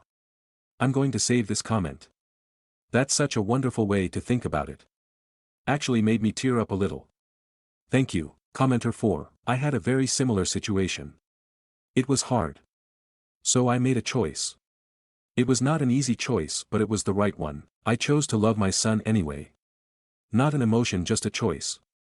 I chose to be even more kind, loving and patient with my little son, who was unhappy, tired and in pain so much, all too often. I chose to be his mummy and his everything anyway. Over time my false feelings died, as they should have, and I genuinely loved my little one. Eventually he recovered too, and I do not prefer one son over the other now. By the way, having a favorite because they are easier to love is an incredibly wicked, horrible thing to do to a child. It damages the favored child and unfavored so very much. I've seen the consequences in schools so often. Make a choice, be this little one's loving mummy. She needs you so much. Reply, I love this. Thank you so much for your comment. Genuine advice and understanding, love, this is definitely my plan until everything else falls into place. Update. About a month ago I made a post about how much I didn't like my newborn. She was 8 weeks old. Well, a few days later I took her back to the doctor. He put her on dairy-free formula, Alimentum, which smells like potato stroganoff. Ew. The changes started overnight, and the very next day, I woke up and looked in her bassinet to see an awake baby giving me the biggest, cheesiest smile in the world. Since then her personality has shown through drastically. It's honestly really fun to witness. My husband has also been an enormous help. Reassuring, letting me sleep, helping every moment he can. He also went back down to a normal amount of hours at work, to help me more. It's still rough. She still doesn't sleep fully through the night. I consider her being a little more of a firecracker to be part of her personality. She might never be as easy as her sister. But I wouldn't change her if I could. Her sister and her are night and day, totally different. But I can honestly say I love it. I love having one angel, and one fired-up rebel. Having this little semen demon smiling at me really changed so much in my head. Even in the worst moments I know she loves me, and I just melt over her. She's got the most beautiful smile in the world, along with all her hilarious angry faces. To anyone else going through what I did, give yourself some grace. This phase will pass. Her turning a page development-wise, plus SSRIs for PPD, have absolutely changed our relationship. I can very honestly say I no longer have a favorite child. They're both incredible. Love, comments. Commenter 1. Potato stroganoff is being generous to the smell of alimentum. It's the smell of nightmares. I'm so happy your baby is doing well on it. It was a game changer for us too. Reply, it's so bad. If I hold her too long, she sweats on me and I smell of moldy cheese the rest of the day. Commenter 2. My baby is on Nutramigen, equivalent to the alimentum, but when my baby is burping or spits up a little, the dried remains smell like burnt toast. But also came here to say that this type of formula also changed my life with my baby and I'm happy for you. I can't say that the sleep gets a lot better, but having a happy baby is worth it. My only beef with these types of formulas, it seemed to give my baby acid poops. I recommend triple paste if that becomes a problem for you for diaper rash and skin protection. Commenter 3. I hope it doesn't keep you from holding her as much as she needs. I remember your first post. I'm so glad you have a positive update. Reply, on the contrary, the bigger she gets the more of a Velcro baby she is. She's always in my arms, and I always smell like cheese. Stories number 16. Aita for getting a medical procedure for my nonverbal brother without his consent. I, 34M, am the primary caregiver for my younger brother, Noah, 22M, who is nonverbal and has a severe intellectual disability. He was diagnosed in early childhood and, despite years of therapies and support, his cognitive abilities are similar to those of a toddler. Noah is a kind and gentle person, but he struggles to communicate his needs and experiences severe sensory sensitivities. One of the biggest challenges we've faced is his dental hygiene. Despite our best efforts, brushing his teeth has always been a battle. He doesn't understand the importance of it, and any attempt to clean his teeth triggers meltdowns. We've tried specialized toothbrushes, desensitization therapies, and even sedating toothpaste options. Nothing has worked. A friend recommended we buy this device, and we did, but he barely pays attention to it.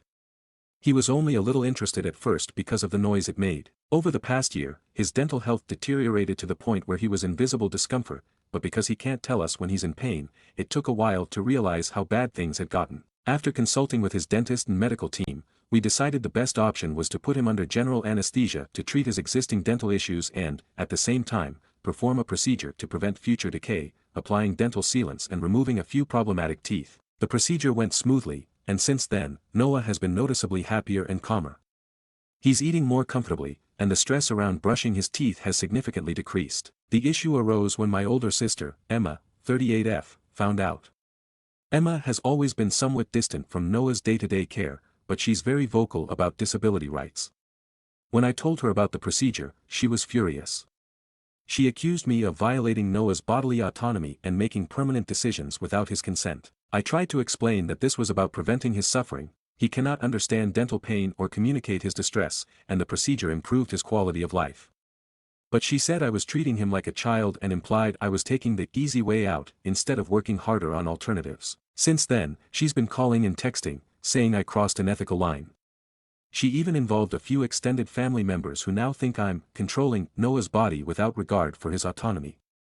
Meanwhile, I'm just trying to do what's best for him. I see his daily struggles firsthand, and I genuinely believe this was the kindest choice. I love my brother and want to give him the best quality of life possible. But with my sister's accusations ringing in my ears, I'm starting to wonder, did I overstep? Stories number 17. Aita for letting my boyfriend get a taste of his own medicine. My 29F boyfriend, 27M, has this habit of constantly calling me dumb or stupid. It started as a joke, and at first, I laughed along. But over time, it became his go-to way of addressing me, no matter the situation. I asked him, begged him to stop, especially in front of his friends, but he would just chuckle and say, "What? But you are dumb." His friends even picked it up, and now they casually call me dumb too. It's humiliating. I started avoiding his social gatherings because I knew I'd just be the butt of their jokes. Whenever I told him how much it bothered me, he'd just say I was being too sensitive and that it was just a joke. Last night, I hosted a party with my work colleagues.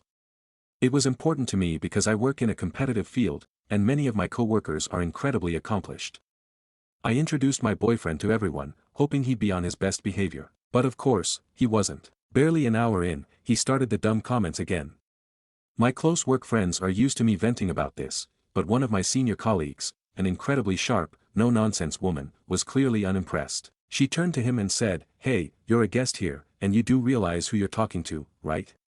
Maybe cut the dumb comments." He just laughed, like he always does.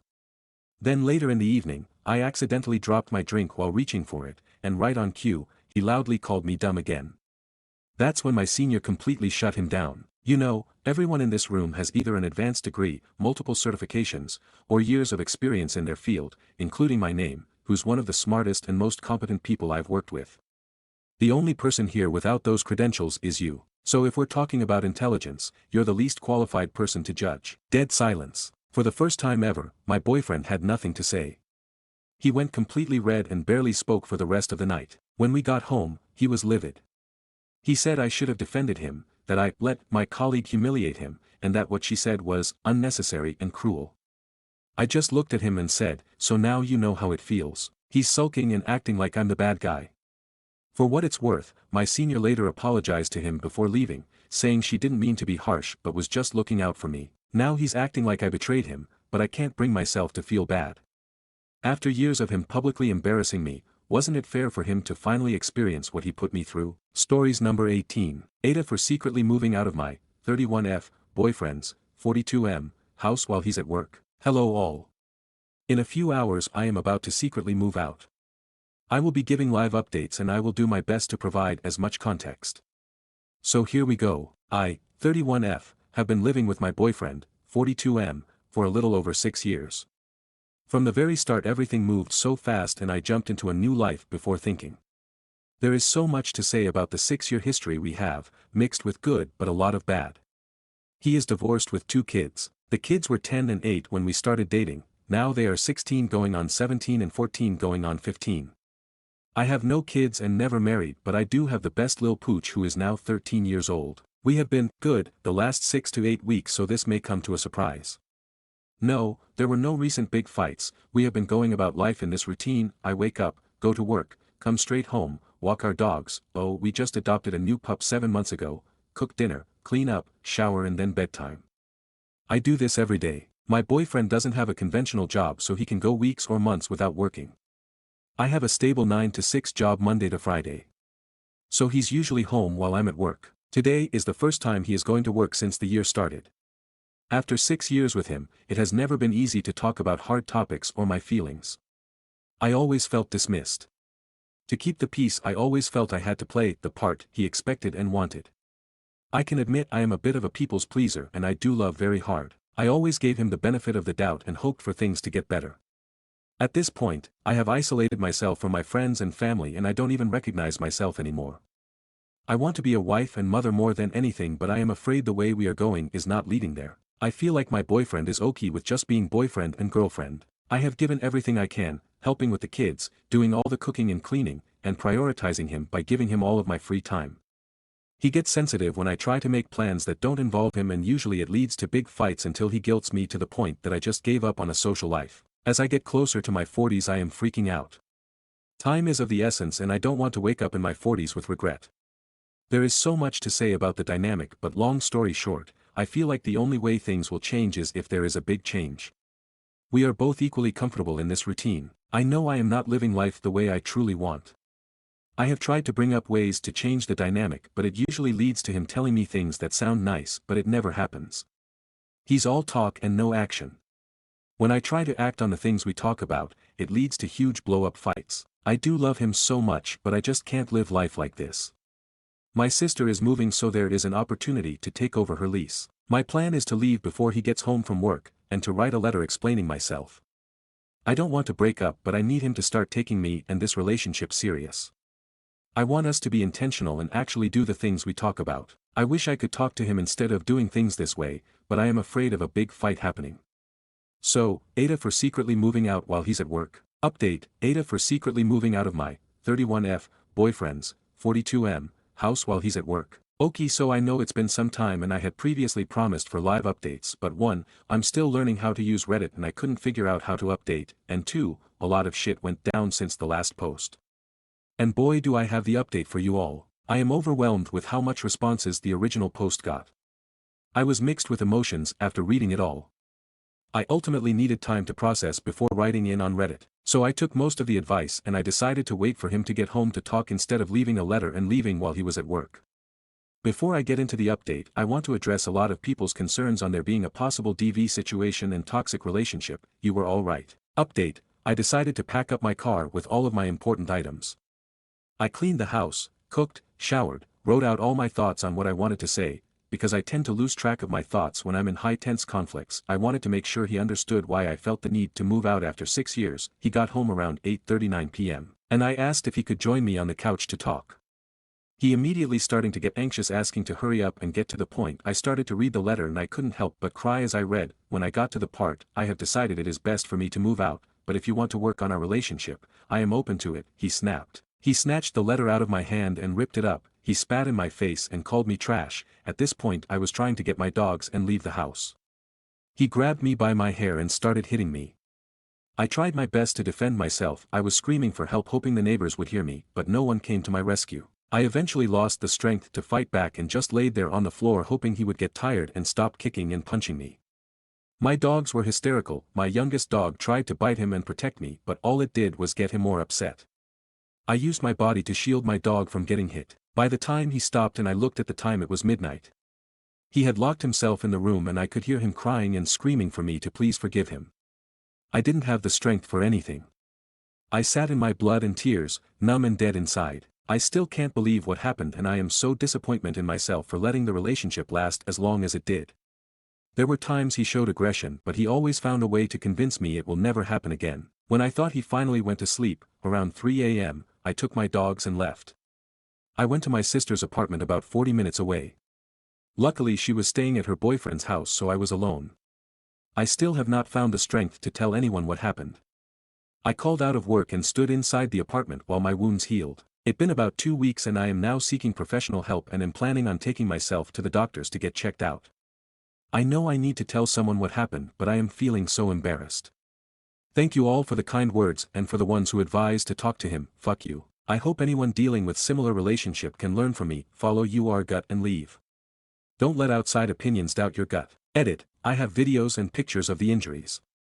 I know I have to go to the police, but honestly I'm in this psychological warfare. He has 2 kids and I feel like I'm responsible if their dad goes to jail. This is something I know I need to overcome, and that's why I'm taking the necessary steps to mentally prepare myself by seeking professional help. If anyone has any recommendations on how to go about this, I would really appreciate it. This all feels like a nightmare that I just want to be over. I haven't told any loved ones yet because it will just make everything more real. Stories number 19. I refuse to meet my niece. I, 26F, came from a rather large family with 5 other siblings. My mother is diagnosed with NPD and has always been very manipulative and emotionally abusive.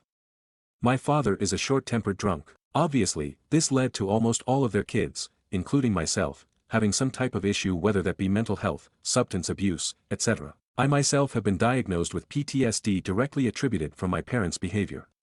You might be wondering what all of this has to do with my niece, but I assure you this is just to give you all a better understanding to the situation I was in. For most of my life I took the abuse without complaint. My mother had always made me feel as if I deserved it. They had always taken their issues out on me, and my siblings turned a blind eye. Which hurt so much more than I have ever admitted to them. When I was 23, I had finally saved enough money to move out and get my own place. This to me felt like a massive achievement, but to my family it was taken as a betrayal. Upon my mother's orders, the day I was moving, my oldest brother beat me up to keep me from being able to leave. This led to me receiving a broken nose and a concussion. After having moved out, I finally sought out therapy, and per my therapist's recommendation, I cut off all ties with my family. For the first time in my life it felt as if I could breathe, and it stayed like that. Up until a month ago. My sister found a way to message me on my new Instagram and informed me she has had a baby. We updated each other on our lives for just a few minutes before she asked if I would be coming home to meet her baby. I was reluctant. Though my sister has never abused me directly or said anything particularly harmful, she has forever turned a blind eye to the rest of my family's abuse. I asked her if we could arrange a meeting where I wouldn't come across any of the others, to which she informed me I should see it as an opportunity to apologize for having left them to dry for 3 years. I immediately blocked her, however she has made accounts to accuse me of being a horrible aunt and a horrible sister. Though I feel as if I have done the right thing, my heart aches at the thought that I will never really get to be an aunt in the way her baby deserves. I just can't bring myself to take that risk. Aita. Stories number 20. Want us to move our freshly buried family member from the family plot? Enjoy not being able to access your farm this spring and your ruined reputation. In May of 2024, my 40s wife's 40s sister, Sarah, 40s, and her fiancé, Heath, then 40s, got married. They'd been together for 8 years, and in that time, Heath had become the father Sarah's daughter, Kate, 16, had always deserved. A few weeks after the wedding, he formally adopted Kate. Heath was the kind of man who you couldn't help but love. Funny, genuine, hardworking, always the first to offer help, always the last one to leave a party because he stayed to clean up. He always looked for an excuse to get the family together, to fire up his grills and break out the bourbon. The last time he did it was his 50th birthday. A month later, almost to the day, he suffered a massive heart attack and died. I stood with him as groomsman, as did our younger brother-in-law, 30s, and a good friend of Heath's. 6 months later, in the same church, we were his pallbearers. To say our family was, and still is, devastated is an understatement. Our side of the family is a close-knit bunch. We tend to drop the in-law title. My brothers-in-law are my brothers, my wife's sisters are my sisters, and their parents see the 3 of us as their sons. We genuinely look forward to spending time with one another, and when Heath came on the scene, he quickly became the heart of the family. To both celebrate and mourn the same person in equal fashion in such a short time span was nothing any of us expected, and something I frankly wouldn't wish on anyone. Heath was meticulous in a lot of ways, but the only plan he didn't have in place was where he wanted to be buried. A few weeks before he passed, he and our mother-in-law, Jackie, 70s, talked about final plans, just conversation. No one knew anything was wrong at the time. She had mentioned wanting to being buried in a family plot with her grandparents and her parents. She said that after she and my father-in-law, Mitch, 70s, passed, there would be 2 to 4 spaces available as most of her cousins had made other arrangements. Heath said he liked the thought of resting beside them. Cut to November of 2024, Heath was gone, plans had to be made quickly, and space was available. He died on a Saturday, we buried him the following Friday. On Monday, Jackie received a phone call from one of her cousins, Bertha, 60s, not to offer condolences but to ask, how could you bury that stranger next to grandma? The conversation was mostly one-sided. Bertha went on and on about how wrong it was that this man was buried next to their grandmother, that she'd visited the town hall to see what could be done. Jackie's only response was, Bertha, he was my son. We just buried him. We didn't know what else to do. Mitch told us he'd never seen her so angry in 45+ years of marriage. They decided it best not to tell Sarah just yet, she didn't need the stress on top of mourning. A few days passed, Jackie got call from Charlotte, 70s, another cousin's wife. Charlotte went on to tell Jackie that Bertha and her sister had obtained a lawyer and were going to attempt to sue Sarah for Heath's removal. It was at this point that Mitch and Jackie decided to go to Sarah and Kate's house and tell them what was going on. Sarah was understandably angry, confused, and hurt. She owned the plot that Heath was buried in and the plot beside it, so legally she was fine. But beyond that, how can someone who calls themselves family do this? One of the last people to hear the news was my wife. Not because they didn't want her to know, but because she's a firm believer in going full scorched earth when someone screws with the people she loves. They wanted advice. There needs to be a bit of context added for the next part.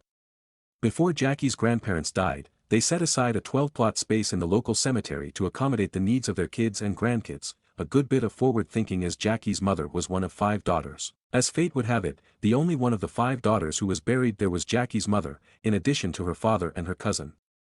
So, of the 12 plots, only 5 were in use at the time. Each of the 5 sisters also inherited a bit of farmland, and each built houses close by. Their children, Jackie and Bertha's generation, grew up close to each other, and so a few of them stuck around and built homes to raise their children as well, my wife and Sarah's generation. Jackie and her brother inherited some land from their mother, which they rented out to be farmed. Next to it is Bertha and her twin sister's land. Both are accessed by the same path. The only access to Bertha's land, by the way, roadside access, is owned by the state. The path itself is owned entirely by Jackie and her brother. I'll spare the details of my wife's reaction, but suffice it to say, at the end of the conversation she had suggested moving Heath, moving her grandparents, and establishing a family cemetery elsewhere. If they want it, they can fucking choke on it, was what my wife said. This wasn't contrition, it was a fuck you, and my in-laws approved. The legality of it all, and realized a little later, was that the majority of the remaining plots would become entirely unusable. Moving Heath and Jackie's parents would create 3 empty plots, Sarah's plot would be a 4th, Mitch and Jackie's would make 6 spaces total, all owned by our family. This means that of the original 12, there would be only 3 empty plots left not owned by us. In the interim, another family member passed and was buried there. 2 unclaimed plots of 12 with 6 sitting empty and can't be used. To some, that would be enough. To my wife, a woman who thinks burning bridges give off a lovely glow, this was only the appetizer to a meal that will take years to finish, more on that in a moment. We set aside space on the family's farmland to lay Heath and Jackie's parents to rest back in January of this year. It's quiet there, set against tall pines with open fields leading up to it. It's a good spot, and with plenty of room for those of us who want it to be our place of rest. The only issue is that the path to access it is pretty far away. At my wife's suggestion, when planting season starts, Jackie and her brother will ask the people who rent the land to disc over the path and establish a new one closer to the cemetery. By the way, as mentioned above, this is the only access to Bertha's land. We haven't told her, and we're not planning on it. The whole frontage of her land is covered in trees. Hopefully she finds out before the folks who farm it show up to start planting for the season. For all her disgusting behavior though some I left out because this is already pretty long, Bertha is a highly respected medical educator in the community. She's known to just about every nurse in the county, hell she was my wife's nursing instructor in college. Thing is, my wife is also well established and highly respected in the community, and she's made sure that word is getting out about Bertha's behavior. It's a slow trickle, but that's often what wears stone down the best. Water is patient like that. Might take a little bit, but once it's done, you can't unchange what people know about you. Edit 2. My wife made a comment in this post that Bertha would have to prove malicious intent, and several folks have pointed out that this post could be proof as such. She's asked me to relay this where it's more visible, and I quote, to clarify, she'd have to prove that my mother and uncle's intent was malicious. Mine is, no question, but I have legal dog in this fight, so to speak. I simply came up with the idea, and then pointed out it'd be an excellent fuck you, while also solving a few different problems. The decisions ultimately lay in the hands of my mother and uncle, who are the property owners. My uncle consulted City Hall about the legalities of the exhumation, and he spoke to a lawyer about the legalities regarding the farmland, which is how we know we still have to allow her access to the easement, which runs along the front of the property.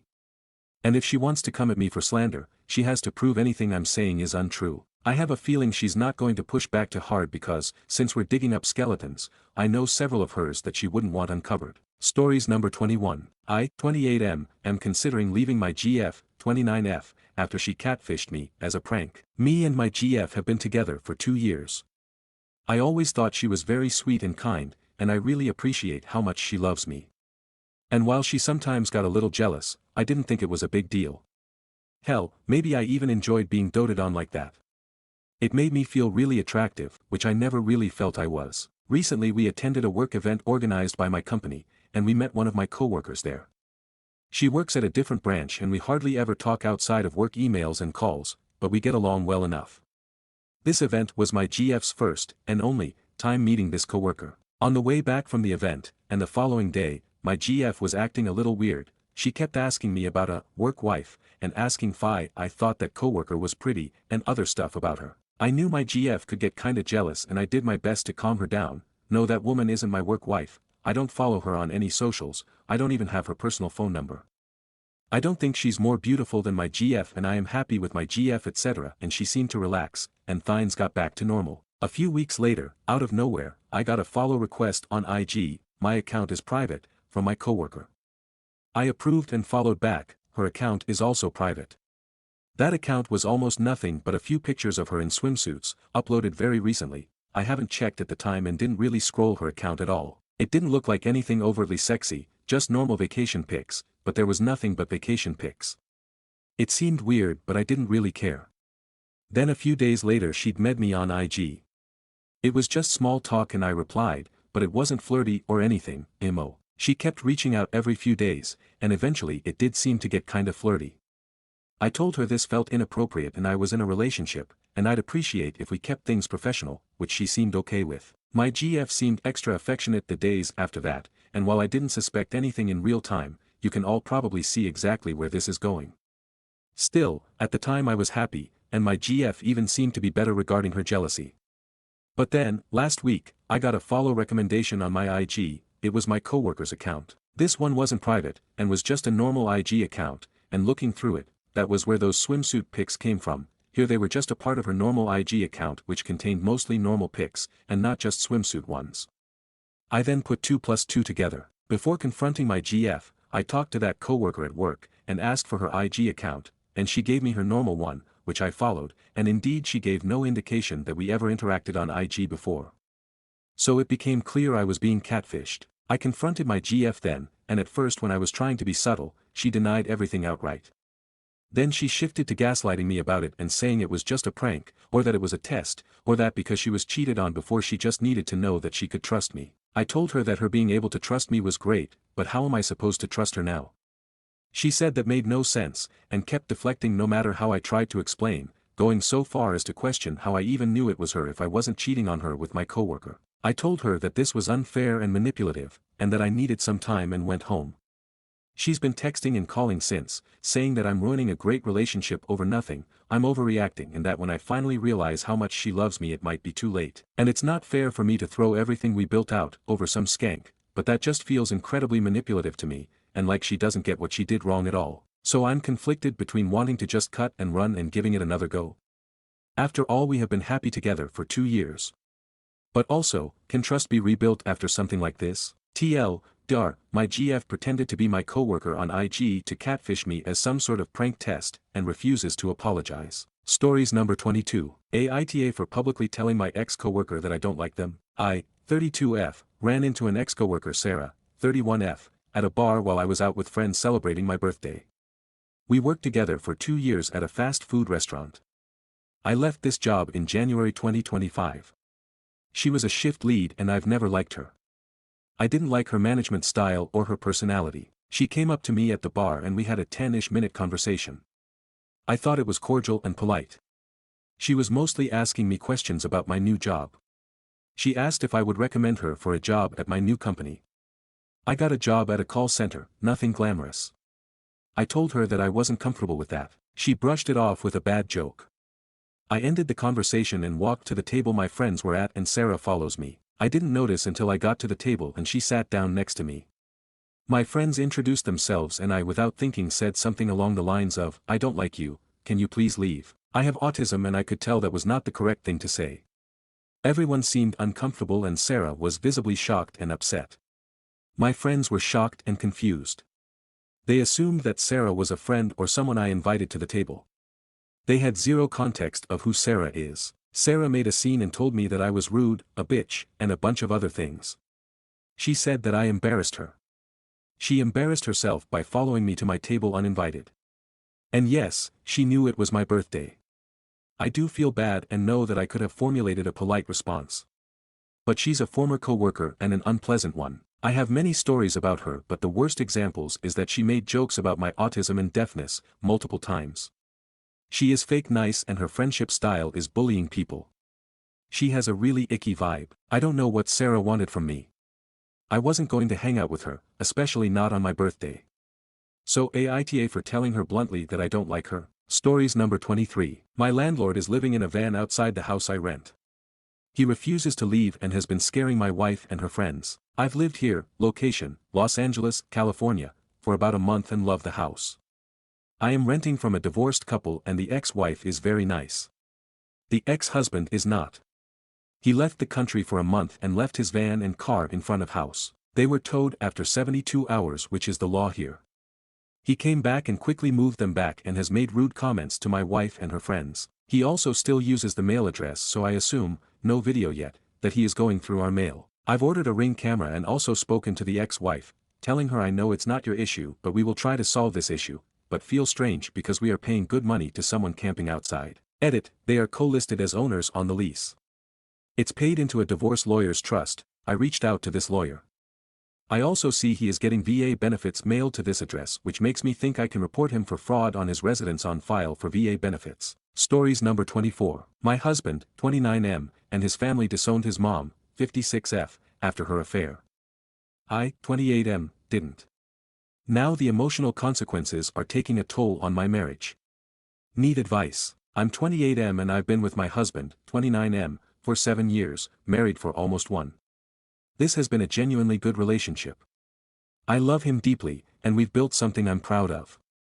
He fits in great with my family, and I've always felt at home with his. I'm close with his younger brother and his girlfriend, but the person I've always felt the strongest connection with is his mom. A few years back, I went through a rough depressive episode, and she was one of the only people who truly showed up for me.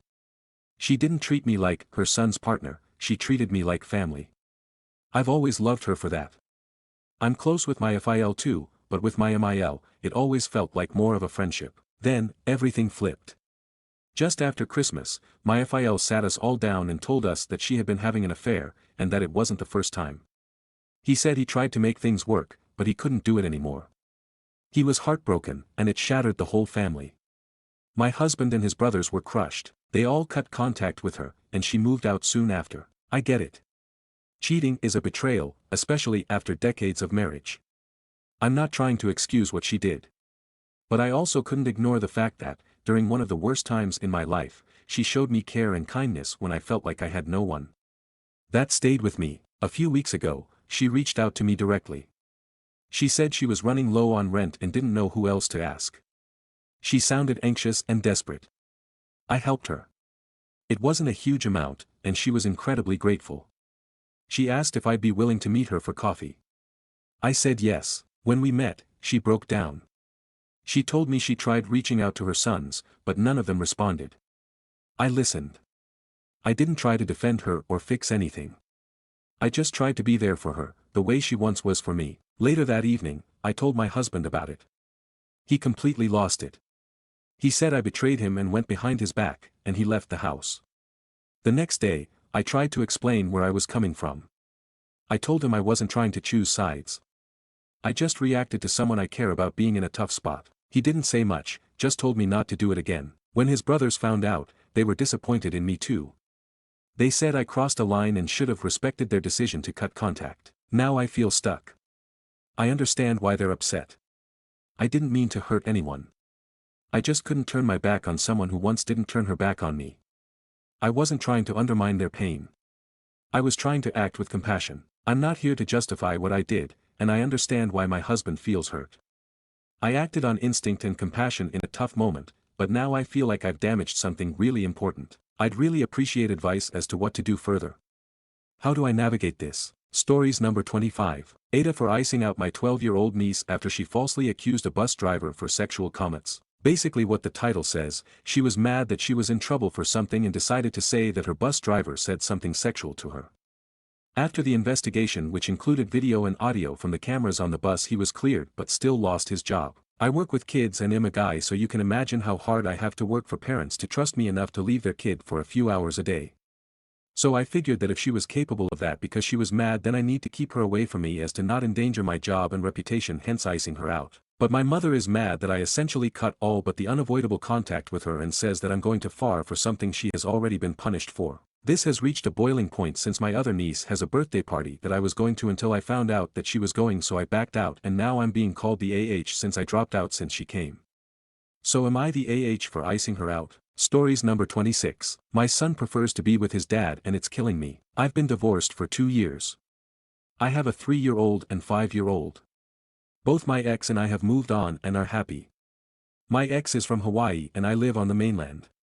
He used to always tell me he would never leave our kids, so I was very shocked when he packed up and moved 2,000 miles back to the islands. He gets the kids for a month in the summer and alternating holidays. This past spring break my 5-year-old was so excited about going to Hawaii. I would talk it up too since I wanted him to have fun. He told me he doesn't miss me while he's there. Probably because his dad is the fun vacation parent. I know I can't compete with Hawaii as much as I try. When he came back, my ex hugged him by the car and made a huge scene, crying etc. My 5-year-old cried all the way home for his dad. When everything settled down a few hours later, he told me he prefers Hawaii and wants to live there. These kids are my life. I don't know what to do or say. I always feel guilty that he can't see his father. My ex is an absentee dad until it's his custody time, so I'm frustrated that my oldest prefers to be with him. Has anyone dealt with his? Does it get better? I don't want to lose my kids just because my ex lives on a fun island. Stories number 27. Girlfriend's dad walked in on us cuddling, kicked me out. I, 14M, and my girlfriend, 14F, have been dating for around a month now, and we have been friends for over 5 years.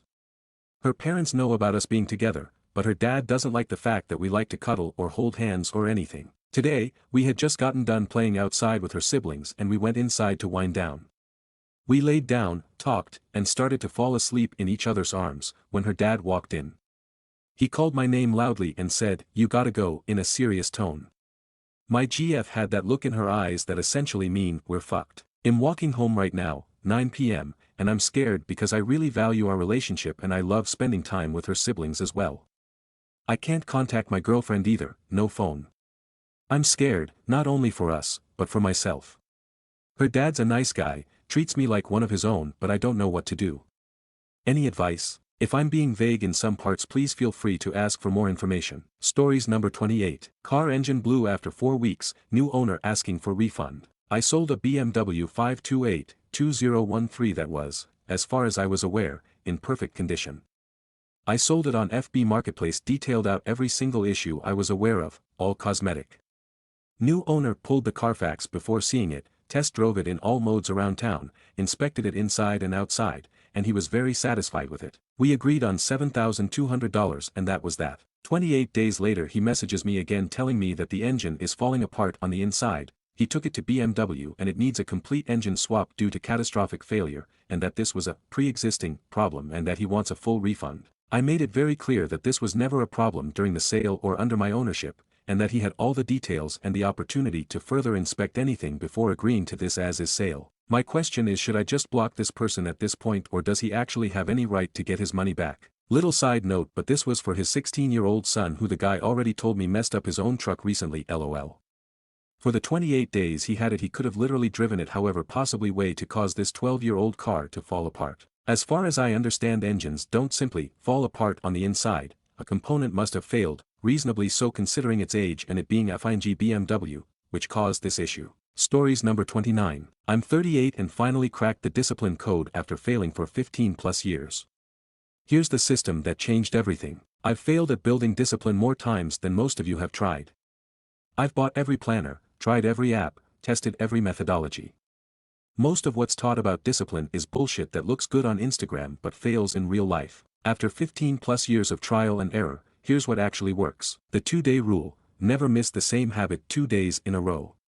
This simple rule has been more effective than any complex tracking system. Decision minimization: I prep my workspace, clothes, and meals the night before. Eliminating these small decisions preserves mental energy for important work. The 5-minute start: I commit to just 5 minutes of any difficult task. 90% of the time, I continue past 5 minutes once friction is overcome. Accountability is highest form of self-love.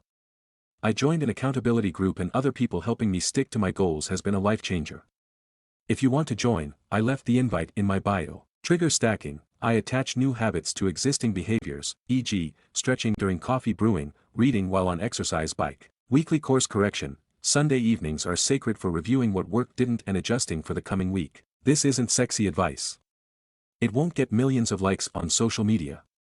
But after thousands spent on books, courses, and apps, these simple principles have given me more progress than everything else combined. Skip the 15 years of failure I endured. Start here instead. Stories number 30. AIO now when I blame my mother for a choice I decided on. Trigger: sexual abuse. When I was about F11, my stepfather sexually abused me multiple times. I told my mom about it maybe a month later. She was upset I didn't tell her sooner and yelled. I was moved in with my grandma while my mom confronted him. I didn't want my mom to get in trouble, nor did I want my stepfather to get in trouble. Jail. My mother then made my stepfather come to my grandma's house where I was staying and made him apologize. My mother then forced me to hug it out and it felt like I had to get over it.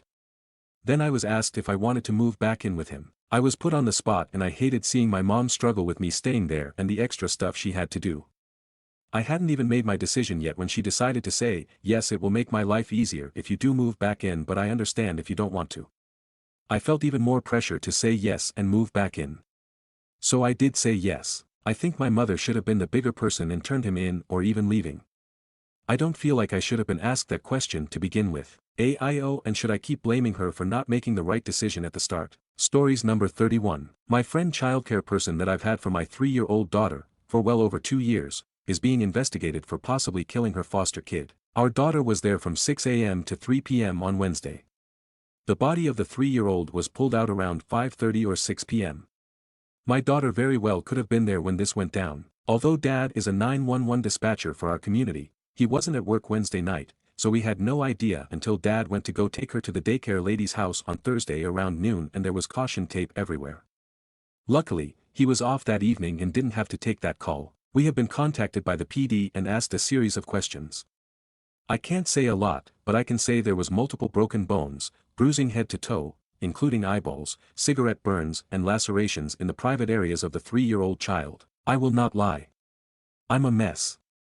I've gone through all of the emotions. Crying, anger, throwing up, anxiety, sadness, grief, guilt. As parents, we are horrified. Other than therapy, I do not know how to navigate this. ETA, I will be bringing my daughter in for both a medical examination, hair follicle, and setting her, myself and Dad, too, up with therapy ASAP after the advice I've received here. Thank you to everyone who is helping me navigate through this. Stories number 32. Aita for giving my Bill his favorite cookie when he was being rude. So this whole thing is a bit confusing, hence why I am here for some advice. My 17F oldest sister's 25F husband, let's say SpongeBob, is well, one of those people who would call themselves as just brutally honest, but are actually kind of rude. My sister doesn't mind and many times has to act as a peacemaker whenever SpongeBob makes a snide remark that causes tension in the family. However, he went too far when my other sister, 23F, told the family that her fiancé cheated on her with his coworker, to which SpongeBob went, I am so sorry, he is wrong to do that, but TBF, you do look different from what used to and maybe he lost attraction. Now my sister is struggling with PCOS and has gained weight recently. She is very self-conscious about it and hence started crying after hearing such remarks and left shortly after. My oldest sis OFC tried to defuse the situation and told that he meant no harm, and just the way he is. My parents were very angry and for a few months were low contact with my oldest sis, but eventually everyone forgave each other. I didn't like how again and again our family had tension because of it, so I came up with an idea. SpongeBob loved choco chip cookies that I make, so I made many small cookies, filled them in a jar that I secretly named Prick Pacifier, and later whenever he would say something rude, I would open the jar and give him a cookie saying, here's your peace offering. Every time that would happen, everyone would burst out laughing and he would shut up. It's been some time and he hasn't made any snide remarks, but yesterday my sister texted me how SpongeBob feels disrespected and they won't come for dinners if I don't stop giving him cookies. To that I replied, here, you need a cookie too. Don't be a prick, have a cookie. She called me names and blocked me. My family finds it hilarious, but now I think I might have gone too far. Aita, TLDR, I might have gone too far by giving cookies to SpongeBob. Stories number 33. Landlord served me notice to vacate while my newborn was in the NICU. We have paid our rent on time every month. We don't owe him any money. He told my wife, in her 3rd trimester, that he was concerned about a crying infant on the property interfering with his ability to rent out another unit. We have this in writing. He handed me a notice to vacate, disguised in a greeting card, 5 days after my child was born, knowing that the child was in the NICU and my wife was still hospitalized. We know this violates the Fair Housing Act and we have already contacted attorneys. There are countless code violations in the unit and our neighbor contacted the county housing authority and apparently he doesn't even have permits to rent the place. He's also required that we transfer rent in 2 separate amounts every month so his bank doesn't report him to the IRS. I was willing to overlook this until he gave me the notice to vacate while my family was in the hospital. Now I want to fight for every penny I can out of him. I trust the advice I'm getting from attorneys, mostly family friends who don't practice this kind of law, but they aren't specifically housing experts. What are my best legal actions? Location, California. Separately, my wife and child were discharged from the hospital and we are a happy, healthy family. Aita for telling my fiancé to apologize to my son after he disrespected her. Am I? So my long-term fiancé, together 5 years, recently moved in. We held off moving in together because I have 2 kids, 13F, 15M, and we wanted to give them time to get to know her before she became part of the household, and both my kids love her and were thankful for the time we gave them and are fine with her moving in. Now my fiancé completely understands that while she cares about them and they respect her, she isn't their mother and doesn't try to parent them. She has introduced a few extra rules in the house, but they are mainly to do with not disturbing her or being super noisy when she's working because she works from home. Now a few issues have cropped up since I proposed and we announced my fiancé is pregnant. These are mainly to do with my son. The way he dressed and the music and other things he likes aren't really my sort of thing, but he likes it and it makes him happy and I'm all for self-expression so I don't mind, but my fiancé does. One of his favorite songs is like one of that cliché angsty, I hate my dad songs, but it's about hating your mom. And I know these are directed towards his bio mom and I don't blame him. There are reasons why we aren't together and why I have custody of both of our kids with no visitations. However, my fiancé sees it as being directed towards her, no matter how many times I explain. She feels like it means he thinks she will be a shitty mother and he will never accept his half-sibling. I've explained and tried to console her but she doesn't listen. Today while I was at work my son had been listening to that song again, through his headphones, but loud enough so you can slightly make out the tune. He was in his room most of the day but when he came down for some lunch she heard it and went off on him, saying that he's being really disrespectful and inconsiderate and that he needs to turn it off or get out. They argued and he left to stay at a friend's place. When I got home she told me what had happened and started apologizing profusely. She said she knew what she said was wrong and it was just her hormones because she's pregnant. I told her that talking to him that way was not okay and she needed to apologize. She said she didn't want to apologize since it wasn't really her fault. I said she's still responsible for her actions and she told me I don't understand because I'm not a woman. I still think she should apologize but she is right that I don't really understand what she's going through. I'm very protective over my children so maybe that is another factor. So AITA. Top comments Sloppy Poopy Poppy said, NTA, you are awful to someone you apologize. It doesn't matter the circumstance. Always apologize. And I'm a woman, so I do understand what it's like to be a woman. OP responded, thank you for your input. Sometimes I do struggle to be considerate and understand some things as the only amab. I think that the right term, person in the house, well me and the dog. Though I have gotten better over the years. Still underscore ad 8530 said, NTA being pregnant doesn't give you license to be mean. She is in control. You can get irritated with the hormones however still not an excuse and she needs to apologize. Patient Purple Punk said, NTA. She does need to apologize and it is her fault. It is in fact entirely her fault. Your son's emotional trauma related to his mother is valid, and instead of caring about it or him, she has chosen to make it about herself and tell him how she's decided he feels rather than listening to how she actually does. And now, in addition to constantly being disrespectful to him, she had the nerve to kick your child out of your house. And she has absolutely no remorse. Her being pregnant with your child is unfortunate, but nothing to be done about that. Luckily, however, you haven't married her yet. So while you are saddled with co-parenting this baby with her, it's not too late to go back on inflicting her upon your other 2 children. OllieGirl520 said, Info, are you seriously questioning if your fiancé should apologize or not to your son who she kicked out of his own home? How was this not something you didn't make clear was non-negotiable? So if she gets pregnant again later and screams at your now toddler, that's totally okay with you because she's hormonal? Or she can kick out both your kids and you cause she's hormonal? She may have permanently damaged her relationship with your son. Do not make the same mistake. You don't force this apology and make it completely clear to her and him that it was unacceptable. You could be damaging your relationship with him too. Then he will be listening to I Hate My Dad songs and mean it. And at 18 he'll consider himself an orphan and go NC. Which you will deserve if you don't deal with your fiancé now. Deleted, said NTA. Not everything is about her, especially after you have explained things to her. Being pregnant is no excuse to be an asshole to a teenager just listening to music.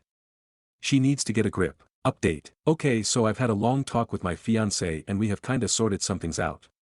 She completely understands that she was in the wrong and that what she did is completely unacceptable. I asked her why she didn't want to apologize to him and she said that they had had a great relationship up until now and if she apologizes she has to face that she's messed up big time and has possibly screwed up their relationship and also that she meant get out of the room. We have an open plan living room and kitchen, not get out the house. After some more talking, her breaking down a little, she apologized to him. I made it clear to him that what she did was wrong and he is not obligated to accept the apology.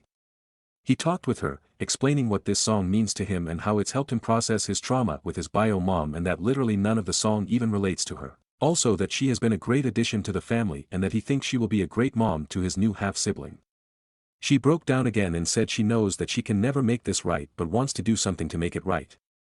So now they are going shopping together. My fiancé has said that if this becomes a problem, either it's hurt relationships or she has any problem controlling her emotions or outbursts again, that she is fully open to counseling as she loves me and our family. Many of you have said this is a red flag, but this was just one event that needed some talking and open communication. My son knows that if he has any problems or issues with anyone, including her, he can come to me and will never be in trouble for it. Am I the jerk for standing up for my daughter? 38F and my daughter, that we will call Ava for privacy reasons, 12F loves to play basketball. She would always ask to join basketball things. CLC. Yep. School. Yep. She would sign up for everything. So when I saw a tab to join a basketball team I showed her it. But she declined it. I thought she just got out of basketball, but I felt something off. I didn't know what it was at the time, but if she got out of the basketball phase she would have told me.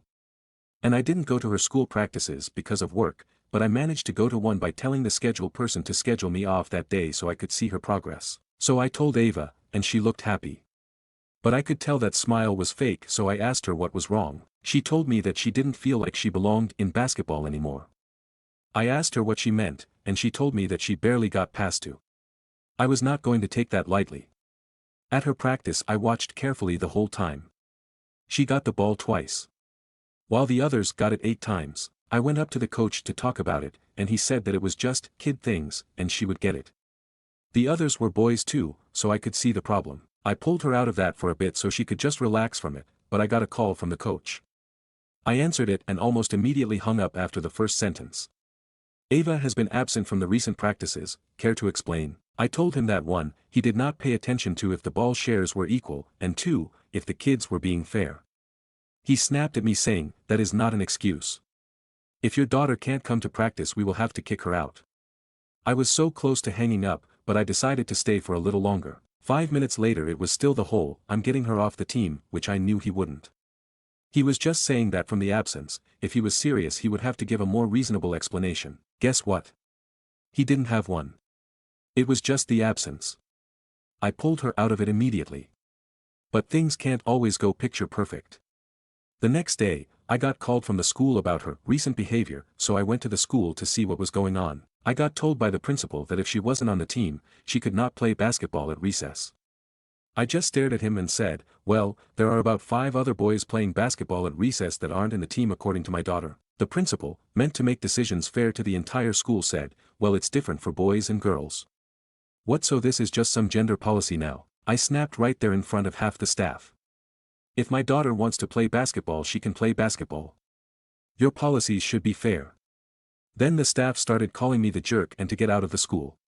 Now I'm home, and I'm starting to wonder if I went too far. My co-workers' friends think I am scary and dangerous. Venting, advice welcome. I am a 28 years old guy studying CS in France and working a part-time job at a McDonald's on the weekends.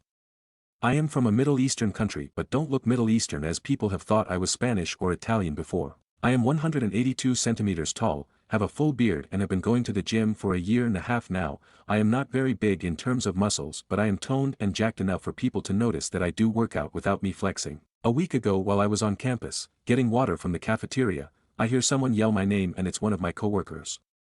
I am good friends with her and was happy to see her there, not unlikely as our classes aren't too far away from each other. We chatted a bit before she had to go to class and I went on with my day. Yesterday evening, after finishing our shifts, me, her and 2 other colleagues, grabbed a meal each and ate together. While talking, she tells me that her friends asked about me the other day when we met. She said that her friends asked how I was and how she knew me, then warned her that she should be careful as I seem to be dangerous. She replied with, this guy. He is the nicest guy you can meet at McDonald's. I really appreciated her saying that I'm a very nice guy, but knowing that the first impression a few 20-year-old girls got of me was that I am dangerous felt disturbing for me. I immediately thought that probably half the people that cross paths with me on campus / at the gym / on the street see me and think that I am probably dangerous and that they should be careful. Normally I don't care about what others think of me but this one felt different. Aita for refusing and ungrateful to take a 1000 plus gift from my partner cause I'll like cooking. About 2 weeks ago, my partner told me he was hosting a Salad Master party at our home. Salad Master is a cookware brand that claims to cook food without added water for healthier eating. He asked if I wanted the cookware, but after a quick Google search, I found it gimmicky and said no, explaining why. I thought that was the end of it. A week later, while the party was happening, I went out to meet friends. Before I left, I met the salesperson, who tried to pitch the pans by saying I'd taste the difference. I smiled politely and left. While cooking at my friend's place, because I love cooking, I got a text from my partner asking if I wanted to buy a pan or pot. Annoyed, I compromised and agreed to a saucepan since I didn't have one. Then, 20 minutes later, he texted me saying he had bought the entire set, for over $1,000. I was frustrated because I had said no, then adjusted to let him get a single pan, and he still bought everything. When I got home, he told me how good the food was, which was fine, but then he brought up the baking soda test. The salesperson boiled water in my stainless steel pan, added baking soda, then did the same with a Salad Master pan. They made the guests taste both, claiming my pan made the water taste metallic while Salad Master's did not. My partner then tried to convince me my pan was bad. I found it odd and told him it was hard to believe my Le Creuset stainless steel pan would do that. He got upset, saying, "I was there, I tasted it. Do you think I'm lying?" That angered me because I wasn't calling him a liar, I was questioning the test. Later, I researched and found that scratched stainless steel can react with alkaline substances like baking soda, making the water taste metallic. The more I read, the more suspicious the whole thing seemed. The next day, he gave me a Salad Master booklet as a gift and suggested I replace my pans. That made me angry. I told him no and tried to explain why, but he dismissed me, pretending to listen while doing other things, saying I'm ungrateful and he has a history of buying me things after I explicitly say no, then getting upset and calling me ungrateful when I don't accept them. To avoid a fight, I've been sleeping in a separate room. But now I'm livid because I just found out he's hosting another Salad Master party. I'm at my wit's end. So tell me, am I this asshole for refusing a gift that my partner bought me? Was minding my business, got hit on by a younger woman, and once she found out how old I was she didn't like me suddenly. Thanks very much. I was just eating out minding my business and some young woman approached me and was like, "You're cute." I knew she was trying to hit on me. We talked, I knew she was younger, I was flattered, but once I told her my age she changed her attitude. I'm like, "You're the one who approached, interrupted my meal, and now you think something is wrong with me because you found out I'm older?" She understood, but it was the sudden change in attitude that was so phony. It's one thing if I was making the move or lying about my age, but this was totally unsolicited. Just made me feel like crap and put me in an awkward position. I didn't do anything and was just eating. Sorry if I'm older than I look. Am I overreacting or does this seem like odd behavior from husband? Waking up together in the morning for work, his watch was charging in the living room all night and on his way to the bathroom in the morning he grabbed it and brought it into the bathroom with him. He used to either leave it charging or put it up on the bookshelf, but since telling me his passcode, he has been bringing it into the bathroom. He first lied about the passcode, then it caused a big fight, then told me the real code, and ever since has been guarding the watch. He keeps joking about leaving me for a female friend of his or sleeping with said friend, with my mother, co-workers, and other women. He jokes that he needs to find someone else, someone older, someone into Star Wars, etc. Clearly proves other women are actually on his mind. Otherwise, he wouldn't even bring up the joke. And it's not funny, and I've expressed this to him, but he doesn't listen to me or my feelings. He will say something like he needs to find someone who can joke. If I bring up the odd behavior with the watch, like this morning, he has some excuse like he doesn't think about it, just grabs the watch and takes it along with him cause he's half asleep, or he plays dumb and then turns it around and asks if I'm really going to start this shit at 5 o'clock in the morning. His way of deflecting from the topic and manipulating the situation so that he's not caught because he has no explanation for his behavior this time, no lie. He says he's a real man and would never cheat. He said there would be no point on cheating. He would just tell me he didn't want to be with me anymore. But I don't understand then what is up with this behavior. To make things clear, it's an Apple Watch. My wife, 43F, and I, 44M, have been together for 12 years and married for 11. I am really miserable, but my wife says she's happy even though she's constantly depressed. I don't want to hurt her, but how do I talk to her about this? My wife, 43F, and I, 44M, have been together for 12 years and married for 11. Recently I've found myself wishing that she would meet someone else and leave me. I don't believe that either of us are happy, but she has a very strong aversion to change. We both think she had undiagnosed autism, so I know that she will be convincing herself that things are fine even though they're not. She has suffered with depression and poor mental health throughout our relationship. She says that I am the best man she's ever met because I'm funny, I don't cheat or steal or lie to her, and I look after the family, but surely that's a very low bar. We got together when I was going through a very tough time and starting to confront some abuse from my childhood. She was really supportive at the time, which is why I think we got together. It's never been a passionate relationship. Our sex life wasn't great to begin with, and for the last 9 years or so we haven't had sex at all. We don't even kiss and rarely hug. It's very much like two housemates raising a kid together. I want the best for her and I want her to be happy, but I can't see how this is the best thing for either of us at the moment. We have a 9-year-old son with autism, and this is another reason that this is so hard. He's my world, but he finds any type of change devastating, and if we did split up, I know that it would be so hard for him. We don't argue, there's no animosity there, but we just live separate lives. We have very different interests and personalities. I'm outgoing and like to be out the house doing things, but she likes to be at home and actively avoid social situations. We never go to bed at the same time as she sleeps a lot, whereas I am often later to bed and up earlier. It's like we just have very different rhythms. When we got together, we said we would be a team and support each other, and that was really important to me, but honestly it's very much me doing the supporting. I work full-time and my wife doesn't work, but I also do most of the housework, cooking and childcare. Even when she does do things it has to be instigated by me, or decisions must be made by me, so it feels like all the pressure is on me. I'm a strong man, but cracks are starting to show. I was diagnosed with a life-changing illness 2 years ago, and despite my wife saying that she would support me, she hasn't changed at all and I'm still carrying the load. We have talked about it, and she always says she's sorry and that she will help me a bit more, but it never actually happens. Honestly, I'm miserable and I want to talk to her about breaking up, but I also don't want to hurt her. She isn't a bad person, and I have no bad feelings towards her, but I just feel like this isn't right. I don't know what to do. Help me Redditors, you're my only hope. Yep, that Star Wars reference, gotta laugh or you'd cry. Hey, Aita for being mad at my husband over cups. Last night when getting ready for bed, I saw my 29F husband, 31M, drink water from a cup then put it back in the cabinet. I am immunocompromised and weird about germs. We also have people staying with us. I told him that was gross, but he has been defensive and rolling his eyes. It's just water. I told him that doesn't account for the spit and germs. I'm used to it just being us. We have friends over regularly and frankly I don't like the idea.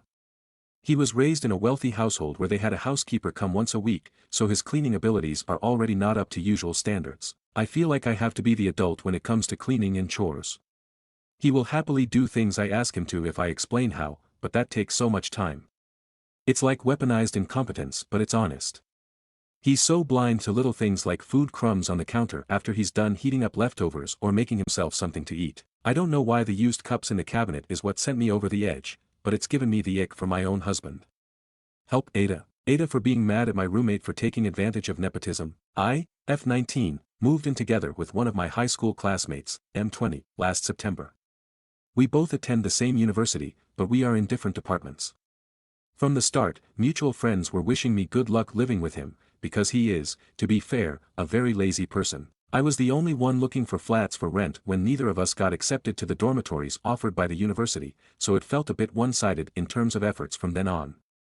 Our parents are paying rent for us, but only for the first 2 semesters. After that, we are on our own. I started a remote job training for a telephone company in November, but sadly I didn't make it through. I sulked about it a bit, felt sorry for myself, but in no time I got back my feet and looked for different opportunities.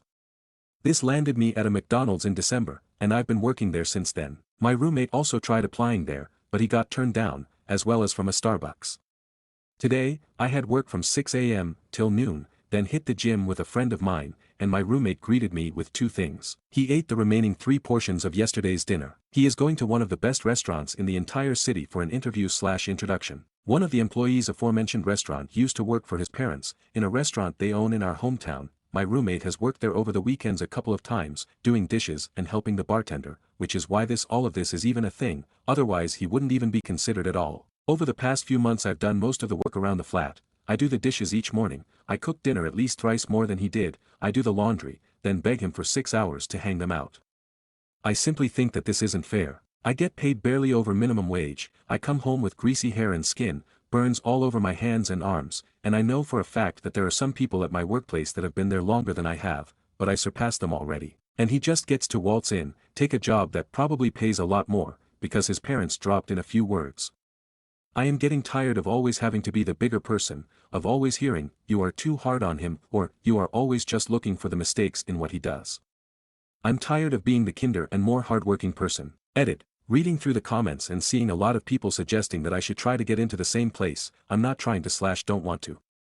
Other than the money, I am not trying to move in that sort of industry, because it doesn't align with my studies / outlook for the future, majoring in communication and media science. Edit 2. I've had more than one face-to-face conversations with him about the unfairness of the household chores. It's always the same, he nods, says sorry, then does well for a week, after that, it goes back to how it was. When you remember who the fuck you are, everything changes. Remind yourself daily, I decide who I am. Nobody's opinion of me has the capacity to sway how I feel about myself. You're the shit because you decide so. The only true measurer of your worth is you. And if anybody wants to act like a hating-ass bitch, just remember that speaks on them, not you. Forgive yourself for ever forgetting who you are. That's all it was. You just forgot.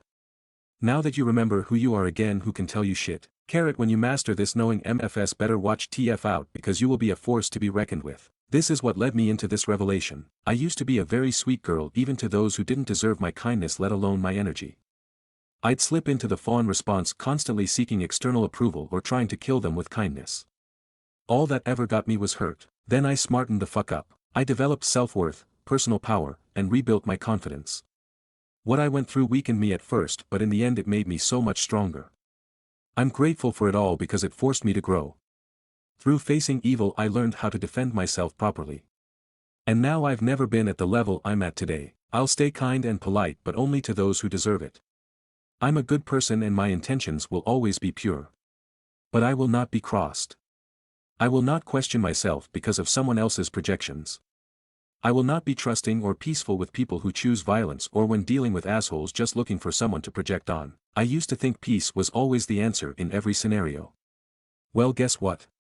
It's not. We live in a demon world, so you gotta think like a demon, just don't become one. When dealing with demons, treat them accordingly. That's how you really protect your peace. Own your power. Stand up for yourself. Choose yourself. And stunt on everybody that ever doubted you. The only opinion that holds any weight is your own. Fuck em. The more self-worth you build, the less fucks you'll give about external approval. Edit. Although I am a woman, this is a universal truth applicable to both genders. It's part of the human experience. I regret my one and only jury duty. I was in the pool of folks called in and selected for jury duty. By virtue of everyone basically stepping back, I ended up being the jury foreman. Is that the right term? The lady was charged with resisting arrest. Her lawyer literally came in last second and asked some questions. What happened was the officer was driving behind the lady, recognized her and pulled her over. I don't remember if she had a warrant out or not, but I remember it being a legit reason at the time. The officer told her to get out of her vehicle and she refused. You see, she had been interacting with this very officer on a dating app. Might have gone beyond that, I don't remember exactly. But they did have some sort of history. So the lady refused to get out of the car and she asked for a female officer to be present. She did not feel comfortable being alone with this officer. I think it was only 5 or 6 total jurors, me included. Majority women. I'm a middle-aged white guy. A college-aged girl, a late-20s girl, and a middle-aged woman were the females. The other guy was an older, late 50s or early 60s, immigrant. Probably Near East or Pakistani. When deliberating, I tried to keep in mind what I would call reasonable doubt. I was the only one who reasonably thought she was innocent. All the women were of opinions like, if she was innocent then she'd have nothing to worry about, or she should have complied with the cop's orders anyway, and stuff like that. I was absolutely dumbfounded. The lady on trial had a history with this cop and she felt uncomfortable enough that she requested a female officer be on the scene. She was clearly trying to comply with the officer's orders while trying to maintain her own safety. Why the hell was the middle-aged white guy the only one who clearly saw this? Further, why didn't the defense attorney even try to make this an argument? Why did I have to think of it, and it only took me a minute to come up with that as a plausible defense for her? The lady on trial wasn't some saint, but I don't think she did wrong, there. So now everyone is pushing for guilty except me. And what do? Barely put up a fight against it and end up caving in the end. With rationalizations like, why didn't the defense attorney use this line or argument, why did I have to come up with it? And, it's a fairly minor charge and, I could be stuck here all day if I don't agree, and other cowardly excuses. And so I got to be the one who read the guilty verdict. I should have voted not guilty and stuck by it. But I was too cowardly to do the right thing simply because it would have been awkward or inconvenient for me. And I am extremely disappointed in myself for that. We're not always presented with a real opportunity to do the right thing and I failed myself. The bedtime routine. In our house we have me, wife, 3 cats, Squeak, Monster and Menace, and a dog, Doofus. Over the years an inviolable bedtime routine has developed, and it's pretty cute. First I sit myself up and say, bedtime. Usually Monster, Menace and Doofus have been sat waiting for this, Squeak is either there or not. But Doofus races to her bed, which sits by our bed. Monster and Menace race to me, sat on the bed. If Monster arrives first, she then cedes her place to Menace, she's always done this, happened entirely naturally. They all let Menace go first. So I give treats to Menace, after she gives me her paw, something she learned as a kitten to stop her climbing all over me for the treats. Then to Monster, who hoovers them up. Then to Squeak, who then either sniffs at them and leaves or decides to eat them. She will only ever eat treats if they come out of a different packet than the others, and she often prefers soft ones, but she's entirely unpredictable. If she leaves them then I share them between the other cats or they'll swoop in and steal them from under each other. Then I give Doofus hers, she usually gets a couple of strips or one chompy thing. Then wife takes Doofus out back, we have a decent-sized yard, for the bathroom, and I do the same, only inside. Doofus then comes up, has a drink, and waits on her bed. Then I take my meds and wife puts some anti-pain stuff on my back for me. Then Doofus comes and gets her goodnight cuddle, one of her various daily allotted cuddles, and her favorite toy, currently Smiley Ball, and she lies down, usually directly where I'm about to put my legs after I put anti-pain stuff on them. Then I lie down, shove the dog out the way, and turn out the light. Raging insomnia means that's rarely actually when I sleep, but it's a lovely little end-of-day routine which tells everyone it's bedtime, and gives us all a moment to connect. And when wife is ready to sleep, I always get a cuddle and a "love you" to keep with me. Meanwhile the cats do whatever mischief they can get away with before deciding where to park themselves for the night. Went to my first professional conference, and I think I ended up meeting a predator. I apologize if this doesn't belong here, but I'm pretty shaken up by this entire experience and just wanted to share, maybe for reassurance or just to warn other young women like me that people like these do exist in professional environments. So, I'm a freshman engineering student and, through a spaceflight club I'm part of, managed to win an all-access ticket to one of the largest aerospace conferences in the US. I traveled with my dad to it, and overall it was an amazing experience. I saw some really cool stuff and connected with some really cool people. Despite this, however, I met a man at this conference that I now believe tried to possibly groom me. Now FYI, I may be wrong and just overreacting, but I just wanted to share my story nevertheless. I was attending an exclusive networking event with some other college students I met, and I ended up chatting with a guy who, at minimum, was in his late 20s early 30s. For reference, I look younger than I actually am, 18, so there's no doubt he knew I wasn't very old. He was an engineer who, in sheer coincidence, worked at a company that was located near where my mother worked, or at least that's what he said, and we hit it off talking about technology, literature, etc. At some point in our conversation he asked me about my family, and I mentioned that my dad was recently laid off and was looking for work. He told me that he actually knew about a company that was hiring, and he offered to refer my dad and his resume to the company's HR department. I really wanted to help my dad find a job, so I took him up on the opportunity. He asked for my number and I gave it to him. After the conference ended, he wanted to keep in touch with me and I agreed to do so. This was probably my mistake, but I figured there was nothing to worry about since he seemed very friendly. Quickly, however, he began to creep me out.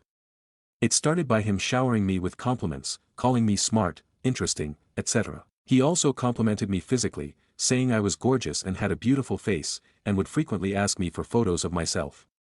He also began calling me dear and beautiful, which made me uncomfortable. About a week ago I asked him straight up if he was flirting with me. He said he wasn't and apologized for accidentally doing so. He then stopped doing what I described earlier for 1 to 2 days, but then told me that ever since my question he felt stressed talking to me because he wasn't able to express how he felt about me. I want to make it clear that I'm generally a very non-confrontational person. I don't like bothering people or possibly hurting them. I felt awful when he told me this, and I apologized for making him stressed. He then began complimenting me and referring to me as dear, and I was too scared to say anything about it because I didn't want to make him uncomfortable again. I also began chalking it up to cultural differences, since he was an immigrant. He began creeping me out more when he began insisting on hanging out in person. For reference, I live 4 to 5 hours away from home at school. He wanted to drive up to my campus to see me, asking about my schedule and when my classes were, expressing his desire to meet my parents, and texting me 24/7. Eventually, I reached my breaking point last night when we were chatting about our social lives. He asked me if I had ever kissed anyone before. I said I hadn't, and he proceeded to say that he would love to know the lucky person who get to kiss my juicy lips. I stopped texting him, and told my dad what had happened. I wanted to block him but felt awful doing so, as I thought I would cost my dad a possible job opportunity. My dad, however, demanded that I block him and said he was a predator. That was when I realized that there probably wasn't any job opportunity for him, and he was probably using that to talk to me. Again, I apologize if this doesn't fit the sub. Something like this has never happened to me before, and I'm honestly pretty shaken up over the whole situation. I guess this story can serve as a warning to other women my age to please be careful when attending events, even professional ones, as there are people out there who are looking to take advantage of you. I probably won't be heading to a conference for a while after this. Thanks for reading. AIO My best friend had sex in my bed. Hello, my best friend SND her BF decided it would be so funny to fuck on my bed. She told me yesterday and they fucked on Thursday. I was and still am upset because I didn't even get a confirmation or a text or anything asking if it was okay. They were sneaky about it and said my reaction is so funny. I told her I wanted to cuss out her BF, we are also friends. She said no because he will get mad at her. I said mad? You fucked in my bed and waited 2 days to tell me. She offered for me to have sex in her bed but I'm asexual, that is never happening. And the other thing she offered was to do anything for me for forgiveness, and only thing I want is to yell at her boyfriend. Am I overreading? Should I tell the BF? Edit, I talked to them both, and I got apologies from both of them. Not going to lie, I told most of our friends, but you know it was needed, and when we get home because we're both at work I'm going to lay down some boundaries. Also it was his boyfriend, she is not cheating.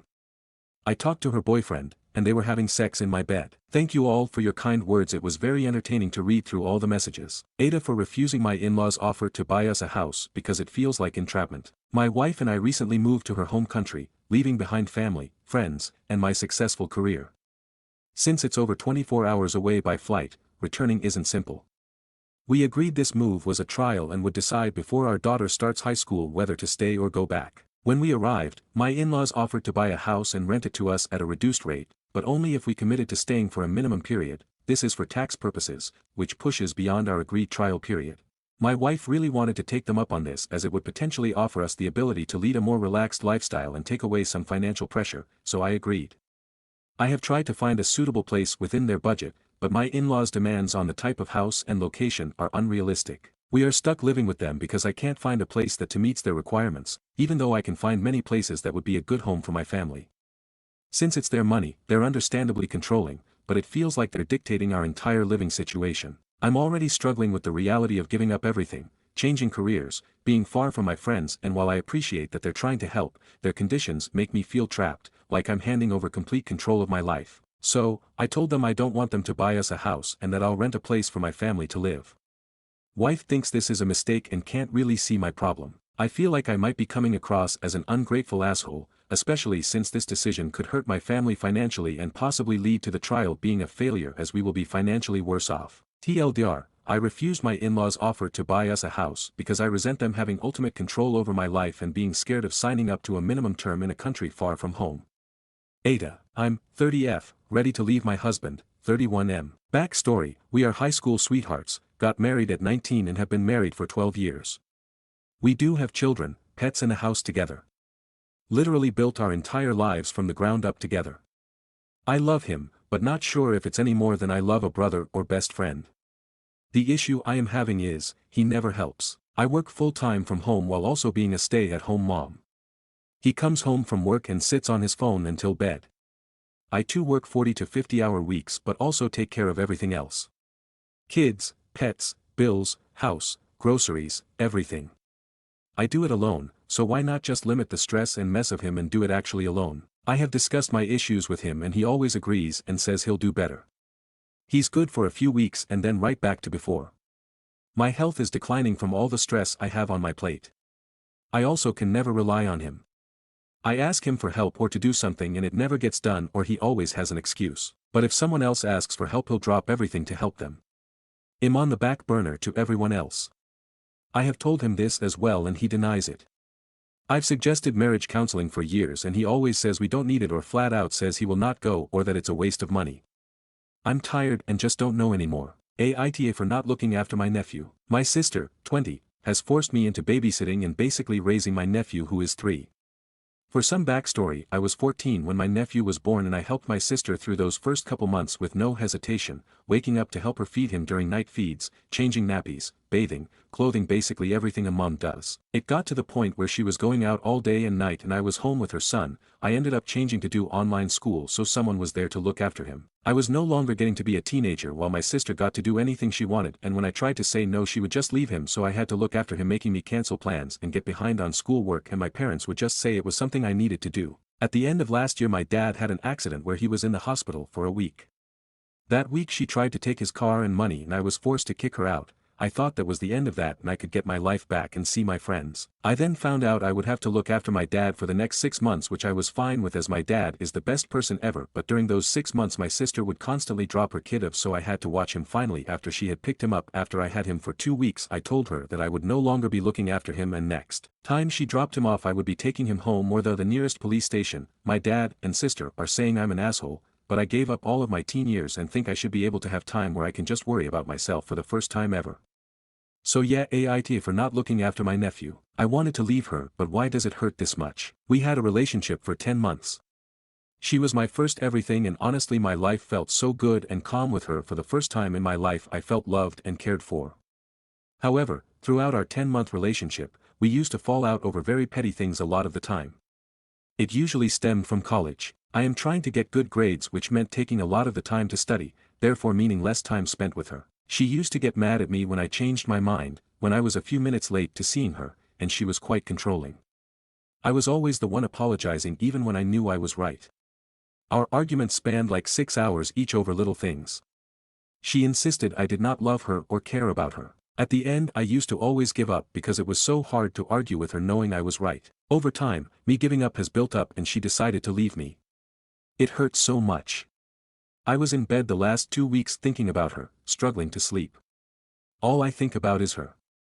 I have important exams in less than 2 months and I just cannot do any studying. Why does it hurt that much and what can I do to stop thinking about her? Telling my Muslim family I'm not as religious as them. It's a long post so you can grab something to eat, and tell me what was your snack. I, 25F, don't know how to tell my family that I'm not as religious as them. I don't live with them, I left a few years ago to study. For context, I wore a hijab before. I did my studies in a French little city, I'm French, and I was afraid of being disregarded, disrespected, insulted, etc. Because of my hijab, but people weren't like that at all. They were very kind, whether it was the students, professors, the residents, the municipalities, the church, etc. Except for Muslim individuals outside of my engineering school. I have received remarks and blatant stares from Muslim men, especially when I was with my friends. I talk with everyone, no matter their race, sex, gender, religion, their favorite anime, if they put milk before cereals, whatever. As long as we vibe together, being respectful, do not hurt each other, I don't care about what people do with their bodies and their hearts. And I would have liked for other to treat me the same, especially other Muslims, but they don't. One night I was followed by a group of Muslim men screaming "Astaghfirullah," because they saw me spoke to another male student in front of the school. I was in the students' council, and it was normal for me to speak with everyone, especially with that person who needed help. I hid in a nearby park, and they passed next to me, being black hid me well in the dark, I'm joking LMAO. I ran towards my apartment, and had to act in class in the following morning like everything was normal. I couldn't talk about it to my other friends because I didn't want to make them worried, and I tend to keep bad things for myself. Before and since that experience, there are only 3 Muslims in my group of friends, as we have the same point of views and I feel safe around them. When I thought of my hijab, I never thought that one of the main reasons behind me removing it would be Muslim people. Of course it was my choice. Like wearing was my choice too. But now I can walk among the people without feeling like a target, without feeling stares, without having other expecting me to act in a certain manner. My mother asked me when I began my studies if it wouldn't be better to remove my hijab. She wears one, but was afraid I would be an outcast among the students, but fortunately she was wrong. At least for my studies, not in the streets. I will soon move out for another job, and I intend to tell her that I will not wear my hijab anymore. My father will not care, but I know she will, especially because she became more religious since I left home. She will certainly ask me to come back home, another city in France, as she thought I will do so after my studies, or to marry so I will not be alone. But I will say her no. During my studies, I met a Muslim man and we were interested in each other. We both wanted to talk to our parents, and I remember how stressed I was that weekend, not because I would tell my parents I may have found someone, but because he's not someone from the same ethnicity and wasn't picked by my parents themselves. The fact that he was Muslim and we pleased each other should have been enough, but as much as I love my parents, they are religiously hypocrites in some mysterious ways. As I am certainly for some. Fortunately, a friend sent me screenshots of his comments under some Instagram posts, and it simply disgusted me. He was basically the type of man to look for a good Muslim woman but would follow, like, on some baddie's post while criticizing hijabi women doing far less. So I simply forgot him and postponed the fateful day where I will present someone to my parents knowing full well they will never be to their liking, because they are not looking for someone I will love, but a son-in-law they will love. Not once did I ever met a Muslim man who matches my beliefs and point of views. And the more time passes, the more I was confronted to the fact that every man that was truly attracted to me and I was truly attracted to was not Muslim. Even when I was wearing a hijab. And it's not something I'm against, as long as we match on some things that are important to me, and as strange as it sounds, he doesn't need to be Muslim for it. I met someone this year. Someone kind, who I can laugh with, who is attracted to me, who I'm attracting to. Someone who is intelligent, listens, is patient, and has the cutest smile I have ever seen. When he smiles I can look at it for too long, as I'm afraid he will see how much I love him. The thing is, he wants something serious, and I want it too, but by that he means meeting the parents soon. Very soon. He wants to date to marry, if not marrying when he and his partner are financially stable. We are not dating, even despite the attraction. To be honest, neither of us are in a good place now to date, we both know that. We both are afraid of dating for it to fail, for him the distance, and for me my family, and to be hurt more than we already are. And we have to solve things in our respected lives before, both of us have to move our current places. Among them for me, there is the talking with my parents. As horrible as it sounds, if he was a Muslim I could push my parents to accept him because they would be at fault there. But he's not. My father is old, my mother fragile. They would certainly die of a heart attack before they could disown me. I may sound heartless but I think I could live with being disowned by them. They are some members of my families I have to talk with because they are family, but I hate them. It will be easy for these ones. It's just my little siblings, they will be so sad. And my parents will be a laughing stocks. I'm not worried about my safety because I know my parents are not liking this. My half-sister, dad's side, did this before, she returned a few years ago, and my dad decided to forget her existence during that time. My mother will be completely devastated. She will certainly send her friends and family to call and try to convince me, and from what I said before, it seems that I would do all of this just for a guy that I'm not even dating, but, even if I don't go with him, the same scenarios will happen if I tell them that I'm not religious as before, and don't want to come back home. I'm not sure he will be necessarily the one, but I know the one might not be Muslim and will certainly not be. And my family is not ready for that. If I come back to this person in particular, he's atheist but wants a traditional wedding, the groom waiting for the bride with the wings men, wedding vows, party, etc., and I would like that too. But just thinking about people wondering about my family is already breaking me, because they will be no one on my side, except for friends, and it will be sad. I hugged him recently, we can't see each other that much. I was melting in his arms and it felt like he was everything. I want him to be my everything. And he told me he wanted me to be his everything too, that he wanted me. I can't stop crying since I left him that day. I only have two choices, I either fight against my family for him and myself in the same, or just let him go if I don't have the strength for it. I don't know what to do. For the moment I will do my taxes, but I needed to free this from my heart. 3 months of daily reading changed how I talk, think and feel, here's how, smiley face. About 3 months ago, I hit a quiet kind of low. I'd just gone through a breakup, and with only 90 days left before turning 30, everything felt stuck. One night, I caught myself mindlessly scrolling for hours, feeling overstimulated and weirdly numb at the same time. My brain felt like mush, conversations felt robotic, and honestly, I barely felt like myself anymore. That night, I realized I needed to change, something small, something real. So I went back to what used to ground me as a kid, reading. Just 20 minutes before bed, no pressure. Within weeks, I was sleeping better, thinking more clearly, and surprisingly, feeling more confident talking to people. If you've been feeling foggy, disconnected, or stuck in phone loops, I hope this helps. Here's what changed for me. I became more articulate. Conversations now flow easier because I actually have thoughts worth sharing. My overthinking calmed down. Reading slows your brain in the best way, like a deep breath for your mind. I feel smarter. Not trivia night smart, more like mentally awake and aware of the world. I socialize better. It's easier to talk to people when your head isn't full of static. I replaced phone scrolling with reading before bed, and my sleep improved so much. I got more creative. Reading fiction, especially, helped me feel connected to emotions again. I started finishing things. Books, tasks, thoughts. I actually follow through now. Some resources that really help me stay consistent and make this a lifestyle. Stolen Focus, by Johann Hari, NYT bestseller, by the author of Lost Connections. This book will make you rethink everything you thought you knew about attention. It exposed how modern tech rewires our brains and gave me practical, research-backed tools to reclaim my focus. Insanely eye-opening and weirdly emotional read. This is the best book I've ever read on how to take back your mind. The Midnight Library, by Matt Haig, international bestseller with millions of copies sold, a soul-soothing novel that blends fiction and mental health. Made me cry, in a good way, and reminded me how powerful our small choices are. If you're stuck in regret or decision paralysis, read this yesterday. Big Magic, by Elizabeth Gilbert, by the author of Eat, Pray, Love. This one cracked me open in the best way. It's about living creatively, but not in a hustle way, more like how to live with less fear and more wonder. I reread this every year. Best book I've read on unblocking your creative energy. Website, Be Freed, a friend at Google put me on this.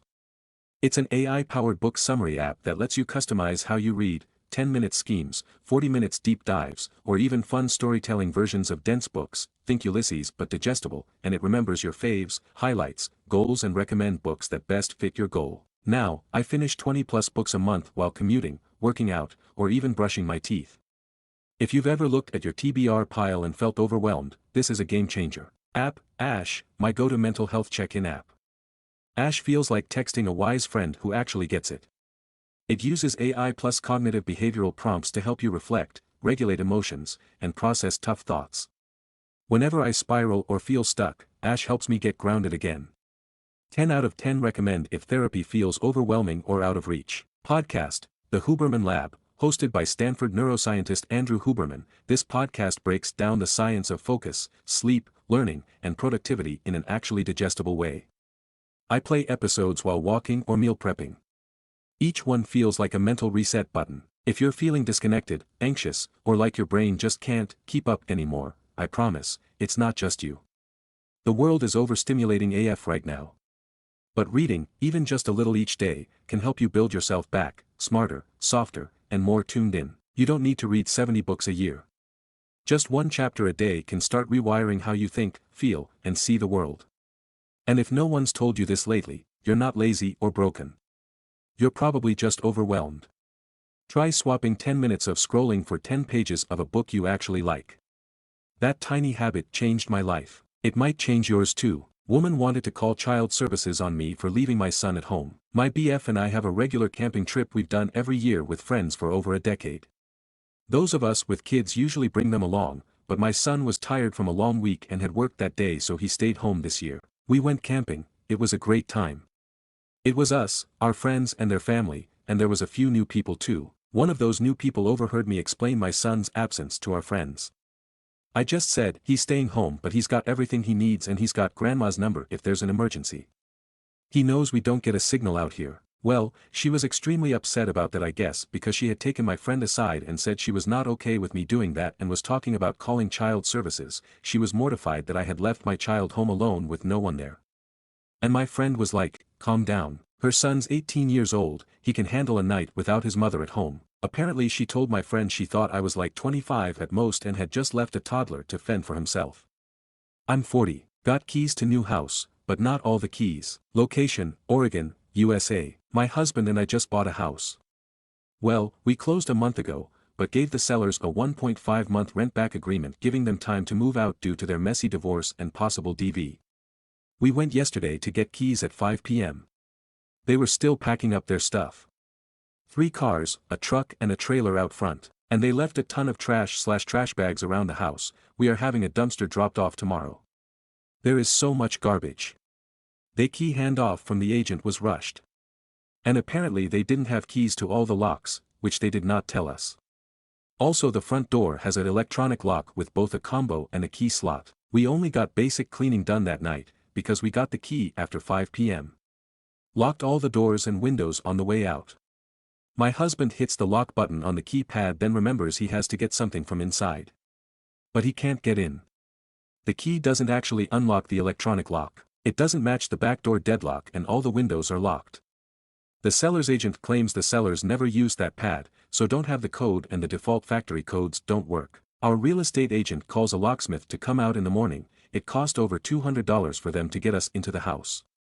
I know we can charge the sellers for the dumpster per our rent-back agreement, but do we have any recourse on the locksmith bill? We weren't told we didn't have all the keys, what keys were missing, or that the key we had for that electronic lock didn't actually unlock it if we pressed lock on the keypad. We are replacing all the locks today, for safety's sake, because we can't be 100% sure the sellers didn't keep any and are lying. During the buying process we caught them in multiple lies on the seller's disclosure as well. Virgin to man whore in less than a month at 24 years old. Hey guys, basically no one in my personal life to say this to, so I figured I'd post it here. I'm 24 and all my life I was ugly, up until about 2 years ago, and literally a month ago I was a socially awkward weirdo that never talked to women and hadn't even had my first real kiss and couldn't imagine putting myself out socially. I said fuck it, and well, in less than a month I've had 15 dates, 2 in the same day, went to a dozen bars, clubs and raves, have made out with women, had women grinding on me in the club, got laid, and am going to sleep with a woman twice my age in an open marriage. I literally am talking / with so many women I can't remember their names and what they've told me sometimes. The few people I've talked to called me a whore, but honestly I don't care, it feels good to be wanted to have fun. That's it, thanks for reading.